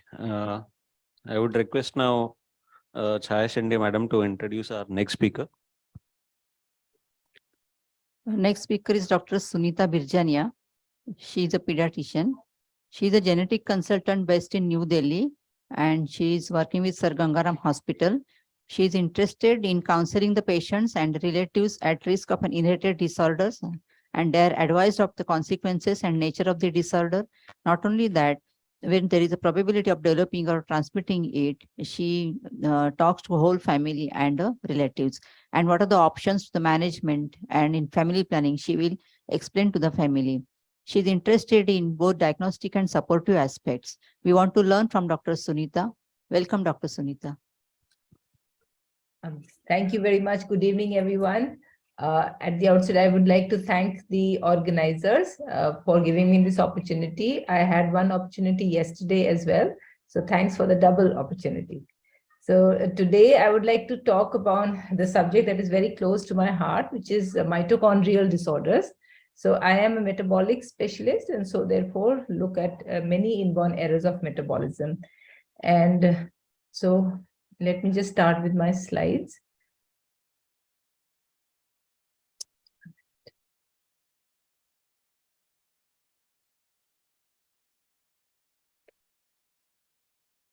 I hope my slide is visible. Yes, ma'am. Okay, thanks. So mitochondrial disorders. Basically, the mitochondria is, as we all know, the powerhouse of the cell. It is where all the energy comes from. So it is a big organelle, and there are multiple copies of mitochondria in each cell. And it is very, very variable. So there are various parts to a mitochondria, and therefore lots of genes are involved in the mitochondria. The crux of the mitochondria, where the energy is produced, is the respiratory chain. And there are 4 or 5 complexes, the ultimate one being the ATP synthase, where ultimately the ATP is generated. So here. So it's extremely complex. There are so many biochemical reactions coming together in the mitochondria, and so it's very difficult to understand each and every one. However, just from the genetic point of view, just very few simple things So the function of the mitochondria is to produce energy. It's like a factory. So there are lots of workers in the mitochondria, and they could be the proteins. Each protein is encoded by a gene. Now it depends on where the gene is, because mitochondria is also unique in itself, that it harbors its own DNA, however very small, only 16.5 kbs. So the contribution of, there is a contribution of both the mitochondrial DNA as well as the DNA of the nucleus in making these mitochondrial proteins. The contribution is, however, very little in terms of number of genes that the mitochondrial DNA is encoding. So there are only about 13 genes contributing to the respiratory chain, as opposed to more than 180 in the respiratory chain itself being contributed by the nuclear gene. Overall, there might be more than 1,200 genes that are working towards functioning of the mitochondria. So all in all, it is a complex organelle. So the disorders of mitochondria, we can say that primary affection is, if we talk about the eye, then it could be the optic nerve or the retina or even the extraocular muscles. So mitochondrial dysfunction is also increasingly implicated in common ophthalmological disorders related to aging, such as the diabetic retinopathy, age-related macular degeneration, and glaucoma. So it's important for us all to learn about mitochondria. So these are the major ophthalmological manifestations of a primary mitochondrial disease. Primary, wherein the disease is brought about purely because of some problem with the mitochondrial genes. So these are just the list of disorders. I will not go into any detail because I have committed to doing talk about only about 2 disorders. So coming to my first case, this was a 14-year-old boy who presented with a painless progressive diminution of vision sequentially in both eyes for about a year. So he also had headaches which were episodic. Now in his family, it was interesting because he was one of several siblings, all of whom were unaffected. There was no history. He was in the middle.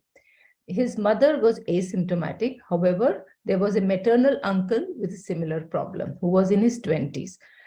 Another history in the maternal side, maternal first cousin, Masi's son, also had a similar problem. So in view of the presentation of a painless diminution of vision, the age, if you look into the second decade, and family history coming from the maternal side, it was quite suspicious that he may have optic, LHON. So his eye exam also was corroborating. It had bilateral optic atrophy. Further evaluation included MRI and a lactate, which were both normal. So it was a genetic test, a very targeted genetic test that was performed.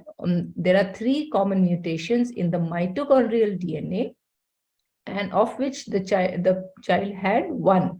That is the mitochondrial nucleotide 11778G2A. So basically, this is a very old case and it was published in Indian Journal of Ophthalmology. So LHON, what is LHON? It is characterized by acute and painless central vision loss of both eyes in a sequential fashion, occurring over a period of days to months. It was the first maternally inherited ophthalmological disorder to be linked to a point mutation in the mitochondrial DNA. The prevalence is quite varied, from 1 in 20,000 to 1 in a lakh. Now, there are 3 primary mutations in the mitochondrial DNA that are responsible for causing LHON in about 95% of the cases. There is a bit of correlation of these mutations with the prognosis, with the treatability, etc. So the primary age of manifestation is in the 2nd or 3rd decade. So all of the individuals, like more than 90%, have had the manifestations when they reach up to the age of 50. And 4 to 5 times more chances that a male will be affected. Then measurement of the best. So in the evaluation, and as I need not tell this audience about the evaluation of the eye, but it must include an EKG as well, because there is a pre-excitation syndrome that can be sometimes detected on these, although nothing needs to be done at the moment, but they need to be under follow-up if there is any. And simultaneous neurological evaluation also needs to be done along with the consultation with medical geneticists, because to understand the implications of the disease and so on and so forth. So the treatment, we know that idipinone is now an approved drug for treatment for this disease. It is available in India as tablet Norways. I only know about this medicine because in view of the high dosages, we need to give about 20 tablets in a day. Response is the best in younger individuals and in those where this treatment is initiated early enough, that is within the first year. Now, there's great promise from gene therapy, as the Professor Natarajan also listed in his talk. So the researchers have launched a pivotal clinical trial for affected individuals with this particular mutation as our own patient with LHON. So this was encouraged by many successful animal experiments, and they are going ahead with the trial. The intervention being intravitreal injection of a modified AAV2 vector carrying the replacement mitochondrial ND4 subunit with the mitochondrial targeting sequence. More details on clinicaltrials.gov. So coming to second case, this was an 11-year-old boy born to non-consanguineous parents and who presented with a sudden loss of vision in an acute febrile illness. He was admitted to the hospital. He was noted to be in encephalopathy. He also had a few episodes of seizures. So this first episode lasted a few days and followed by quick recovery. So the visual loss also recovered. So since then, in this first episode, the child was managed, and these are the MRIs, which show the affection or unilateral affection of a part of the brain, which is not conforming to any of the major artery vascularization territory. So basically, these are stroke-like episodes. So since then, he was, of course, investigated and diagnosed. He's had more than 10 episodes till date. And then he also has, over the years, we've been identified to have a progressive hearing impairment, psychiatric issues. He also has short stature, feeding difficulties, sleep problems, and also migraine. His sister also has migraine. So this case is very typical of a MELA syndrome, which is mitochondrial encephalomyopathy with lactic acidosis and stroke-like episodes. So the MELA syndrome is typically brought about by a targeted point mutation in the mitochondrial DNA, and 80% of the time, it's a very specific point where the mutation happens. This is the mitochondrial nucleotide 3243, and the change is from A to G. So there have been other mutations also, but this is very typical. And just to mention that sometimes you may not get this mutation in a blood sample. So it is best to get either a uroepithelial cell sample or even hair bulbs. So MELAS, as we know, it's a syndrome, and it is multisystemic and a progressive disorder with varied manifestations. Treatment of MELAS is generally supportive. There is no real specific treatment for that. For the acute stroke-like episodes, it has been proven in studies, and also it's like a standard of treatment to give IV boluses of arginine within 3 hours of onset, followed by IV infusion of arginine for the next 24 to 48 hours. Unfortunately, we do not have access to IV arginine in our country, so we make do with oral arginines. So other treatments that are given to these children are coenzyme Q10, L-carnitine, creatine, and they have some benefit. They're all like a cocktail. The sensory neural hearing loss has been treated with cochlear implant because it is a permanent hearing loss. Seizures respond to traditional anticonvulsant treatments. it's worth mentioning that valproate is not a suitable drug for these patients in any mitochondrial disorder, because this can actually offset the respiratory chain and cause hyperammonemia and even liver failure. So this is an absolute contraindication for any mitochondrial disorder. There are other features like ptosis, cardiomyopathy, cardiac conduction defects, nephropathy, and migraine. They have to be treated in a standard manner. Children also develop diabetes, and they should be treated as standard. And exercise tolerance and weakness may respond to regulated exercises. So basically, I find mitochondrial DNA mutation very intriguing. They are unique in not being so unique. So they are variable, and variability seems to be the only constant here, because there are so many aspects to mitochondrial DNA. You have multiple copies of mitochondrial DNA in each cell. So it's really not mutation in one copy that will have any effect. It is the large majority. So the percentage of mutated copies in a particular cell or tissue is what matters, and what is called heteroplasmy. There is a threshold effect. So in LHON and MELAS, you have to have at least 70 to 75% of the mitochondrial DNA copies to be mutated to have some significant effect. So the variability is also within the tissues. So some children have only liver problems, some children have only heart or only brain, some children have multiple. So, and of course, the uniqueness in the inheritance pattern as well. So we have a lot to learn. So we should keep a keen eye on symptoms related to these disorders and help it early pick up for best outcomes. I thank you here for the time. Thank you very much. And we have one more talk to go, Dr. Kumudini, right? So in the meantime, I have a pleasant task to do. I request Kairabilari again to come. She is the chief coordinator. So the people whom I am going to call, I couldn't have done the conference without them. I just checked. We have already given honor to KL. So now I want everybody to put their hand up. And can you guess whom I am going to call? Shubha. Hey, then bouquet and Shubha has done the yes. Get one, na? Hey, you have to bring, sir. Hello, Sumay, you bring it, na? And give it to madam. Okay, this one, photo. Come.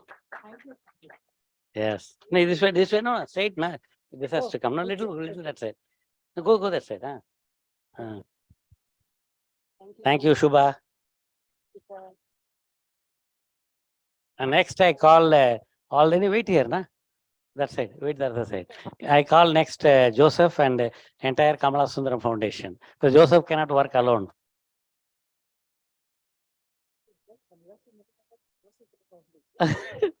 Madam wants to know whether it's Kama Sutra Foundation. हाँ दे क्या यार एक bouquet सब लोग जो Joseph के साथ खड़ा होने के ना पीछे गिव टू मैडम हाँ आप इधर खड़ा हो इधर thank you Joseph and team and you stay back and next we request Benjamin and Aitejo team. Yes. Yeah.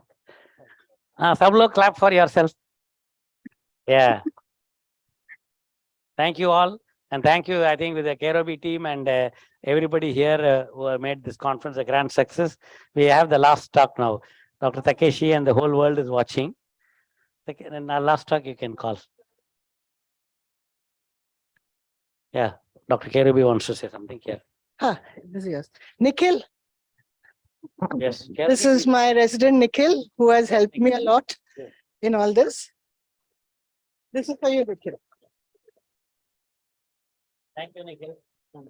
Thank you. You want the certificate? Yes, Yeah. I gave him this. So, madam, your last talk you can. Thank you all. So please sit here till the last part. Where we have an important speaker. I listened to her in Pune. And somebody to So introduce. our last speaker is Dr. Kaumudi Gudbole. She is a clinical geneticist at the Dinanath Mangeshkar Hospital, Pune.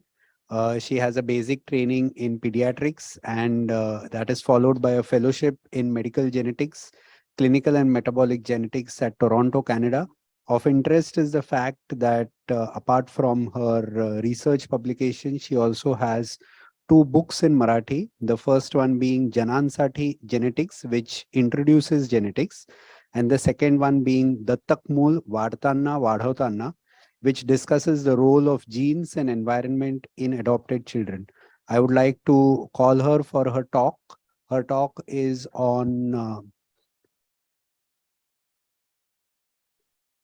gender issues in oculogenetics. Madam, please. Thank you. I'll start sharing my screen. Yes, please.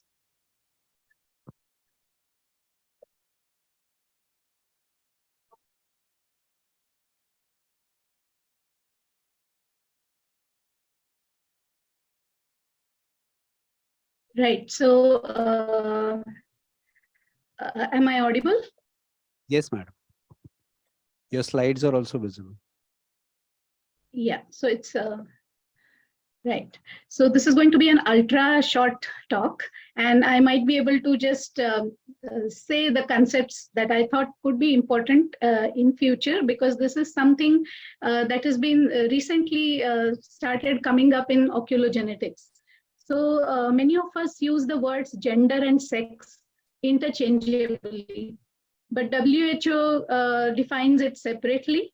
So sex is basically about the biological properties, the biological sex and the physiological characters of males and females, like reproductive organs and so on, while gender is the role of person in a society, and it could be different from society to society. So we are going to talk mainly about the biological sex and something about gender as well. We all know that about 2/3 of global blindness and visual impairment occurs in women. And that's why there must be something why women are more affected. And that's why there could be a possibility that the sex and the gender both play some role in oculogenetics and ocular diseases in women in general. On the left side, you see some data from a US study, which shows that in AMD and in glaucoma, there are females more affected. And there's another table which tells you that certain other diseases are common in males. And is it just coincidence, or there could be something more to that? And various studies that look at gender and sex try to identify these issues. So when we are talking about these things, do male eyes and female eyes look different to us? And do they see differently? So if you look at these images, which I haven't even shown you the full face, most of you would agree the face, the eye on the right side looks more like a female eye, to me at least. Do you agree? And the eye on my left here, it shows me like a male eye. And why I say that? Because the male eyes are more deeply set, their eyebrows are more horizontal. The female eye appears more prominent mainly because the eyebrow is slightly raised and it is curved. And also the bones which are surrounding the eye are relatively flat and the orbit is shallow. So biologically, even without knowing what is going on, we can kind of differentiate. Of course, there are always exceptions to the rule, but we know that there are certain differences, even just at a cursory look when we look at the eyes. The colors are appreciated differently by females, and if a color is asked to be vocabularized, or somebody is asked to say what the name is of that color, the males will be quite perplexed because they would have only a few colors to name, while the female will have a big list of colors, that is it lemon yellow or banana yellow and so on, because they have cones coming from the longer and shorter wavelengths encoded by the X chromosome, and they are better off there. But men are also good at something, and people feel that people in the sense, the researchers feel that they have been hunting as prehistoric men, and maybe that has caused some adaptations, and men can track moving objects much better than women.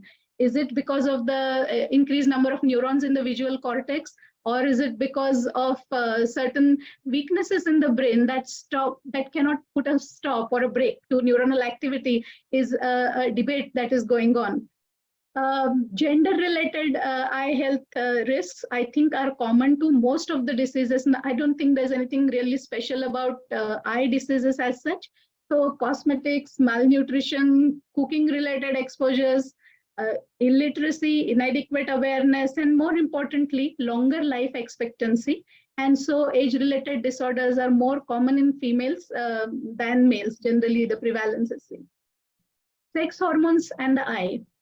We know that the receptors for estrogen, progesterone, androgens, they're all present in the ocular tissue. And retina itself can produce steroids. We know that the retinal function of men and women is slightly different, and normal hormonal fluctuations during menstrual cycle and pregnancy determine physiological changes in ocular structures. And ocular inflammatory disorders, which are also common in females. And that is because there's always a complex interaction between sex hormones, genetic, epigenetic factors, and the immune system. And sex hormones are involved in innate immunity, and they're associated with pregnancy-induced variation in autoimmune disorders. All of you know that pregnancy is an immune modulator condition because the mother has to bear the fetus, which has a foreign DNA from the father, and has to continue with that pregnancy. So immunity is grossly modified during pregnancy. And there are certain X chromosome related genes which play a significant role in causing inflammatory disorders also. I think these diagrams you must have seen a number of times now. These are some sex-specific genetic disorders. Just to sum up, X-linked disorders, the recessive disorders, females are carriers and males are affected. In dominant disorders, the females are seen to be affected. The males hardly come to life because if the male is affected, it is generally embryonic lethal. So there are, if you go on to draw the pedigree, there could be miscarriages, and those products of conception are very often males.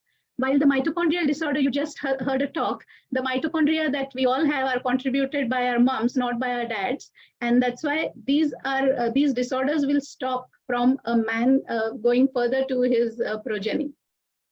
X inactivation is something very important, and it is for basically dosage compensation. Females have 2 X chromosomes and men have only 1. So we have to compensate there. But however, there are some genes that escape this X inactivation and they keep producing some product that they are supposed to. And these abnormalities or differences in this X inactivation leads to manifesting heterozygotes or the carriers presenting with symptoms. Typically, as we just said, the X-linked recessive disorder females are not supposed to have the disease because their other good X is supposed to protect them. But if there's skewing of inactivation, normally it is 50-50 if it is more than that, or if it is sex selection, that means the abnormal chromosome remains active throughout. And so whatever is expressed is an abnormal protein. Or if sometimes we see that a female carrier is in fact severely affected, and that is because the variant allele interacts with the normal allele and doesn't allow substitution from other cells. The product from normal cells cannot really help these cells which have problems. There are other rare causes like X autosome translocation. You know that X inactivation related gene is on the X chromosome. But if it's a translocation with an autosome, the inactivation process continues to the attached autosome, and then it could be a problem. And why are we talking about X inactivation here? Because people are now interested that can reversal of X inactivation be a therapeutic target? Because now people know, now in the sense in 2018 itself, there were more than 500 proteins that help in multiple gene silencing. And if we can get hold of those and if we can make them targets, then it would be important that they could help in also relieving the symptoms caused by the skewed X inactivation. Mitochondria and eye disorders, we heard just a few minutes back about mitochondrial disorders, which obviously I'm not going to talk about, but I would like to bring your attention to this concept of mother's curse. Now, the mitochondria are all coming from mom to the next generation.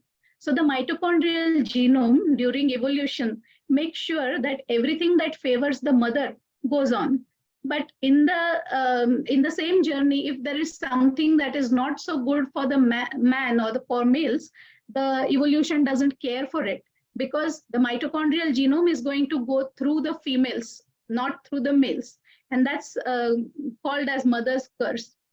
And then, is there any sex bias in the mitochondrial disorders? Because we know that men have higher ROS, the reactive oxygen species production. There's less adaptation of mitochondria to these, and there are more mutant mitochondria in somatic tissue. But we don't really see a lot of sex bias in mitochondrial tissues.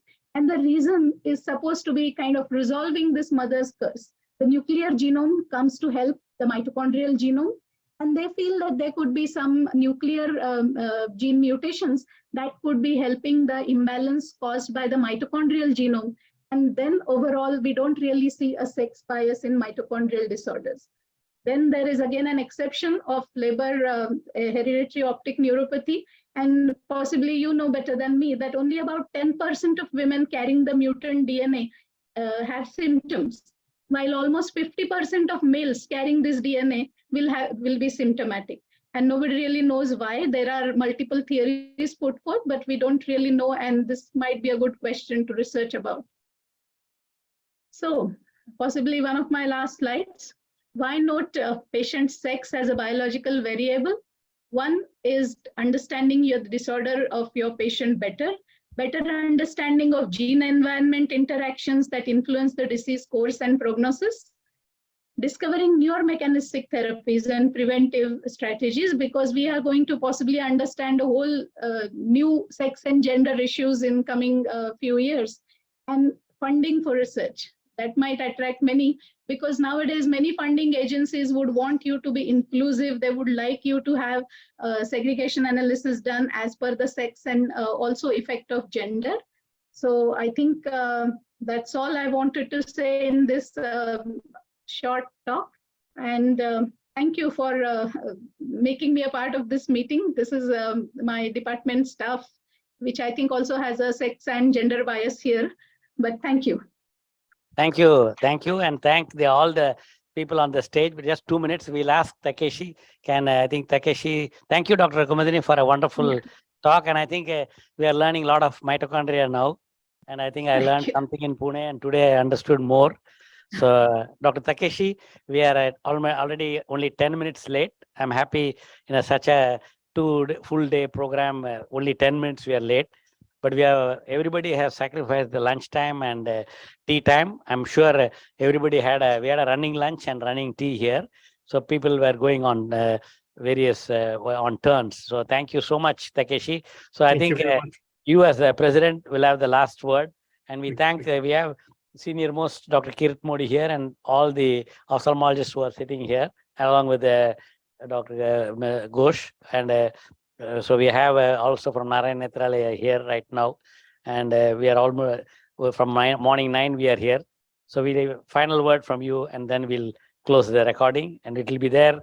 I want to tell that this will be available as 9 parts in the GEGC YouTube from tomorrow. Speakers have not given permission for putting in the YouTube. 3 people. Okay, 3 speakers have told that they cannot give their talk in the YouTube. So the 3 of them will not have in the YouTube. Rest will be there in YouTube. And we are also requesting NIH and also NEI director to tweet about this YouTube videos so that people can see and stimulate each other in the whole world to do genetic research. Over to you, Takeshi. Well, thank you so much for programming a well-balanced Congress of GEGC. So I think if you summarize all the meetings, I think we had a talk from a speaker of the international leaders of the international consortium who already have a consortium and has a significant result from this study. And also we heard about people who had the success in local countries, but expanding to collaborate internationally. And also we saw groups who are still struggling to get samples or counselings or starting genetic labs. I think we don't need to reinvent for everything. We have leaders who have already succeeded, and learning from these leaders, I think it will be much easier, much cheaper to do, and much faster to do. So I think GEGC can contribute to communicate, put all these people together, and that's our purpose. And I thank you for putting all this meeting together, and we will move forward to the 2023 and to beyond. So thank you so much to Natarajan and all the leaders of India to coming together in two days. Thank you very much. And we also thank all the speakers from yesterday to today, John Prakash in particular, and also the NEI director who gave the inaugural talk. So Shruti, you want to make some announcement? Final? Yes, Suprabha will be doing. Thank you so much. Thank you, Suprabha, for doing wonderful organizing with all of us. Thank you so much, sir. I request Professor Dr. Natarajan, sir, to facilitate our Dr. Kirti Modi, sir. Kirit Modi, sir. Thank you very much.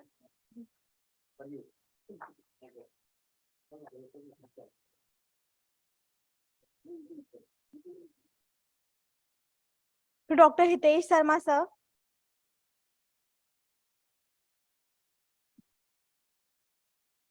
To Dr. Anuprita.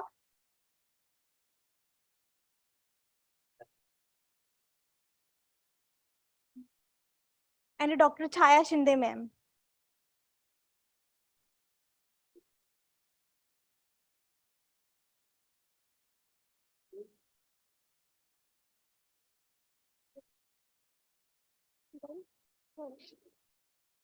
Thank you so much, sir.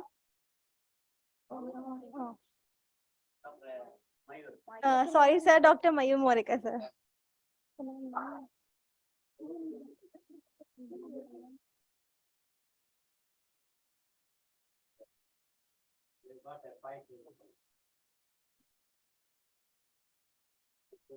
Thank you all. Great. Thank you, sir. Thank you, madam. Yeah. Thank you, Takeshi. Thank you.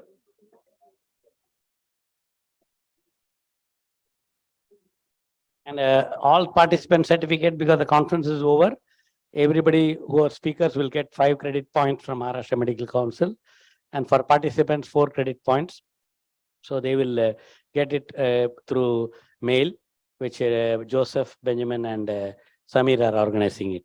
Thank you all, and thank the audiovisual Masurkar and team. Thank Mr. Aishwarya from Bombay Hospital team, and the entire. I think there's a lot of people have worked behind the screen. Thank you very much. Thank you, Takeshi. Really, you are an excellent president. Thank you. Arigatou gozaimasu. Arigatou gozaimasu. Namaste.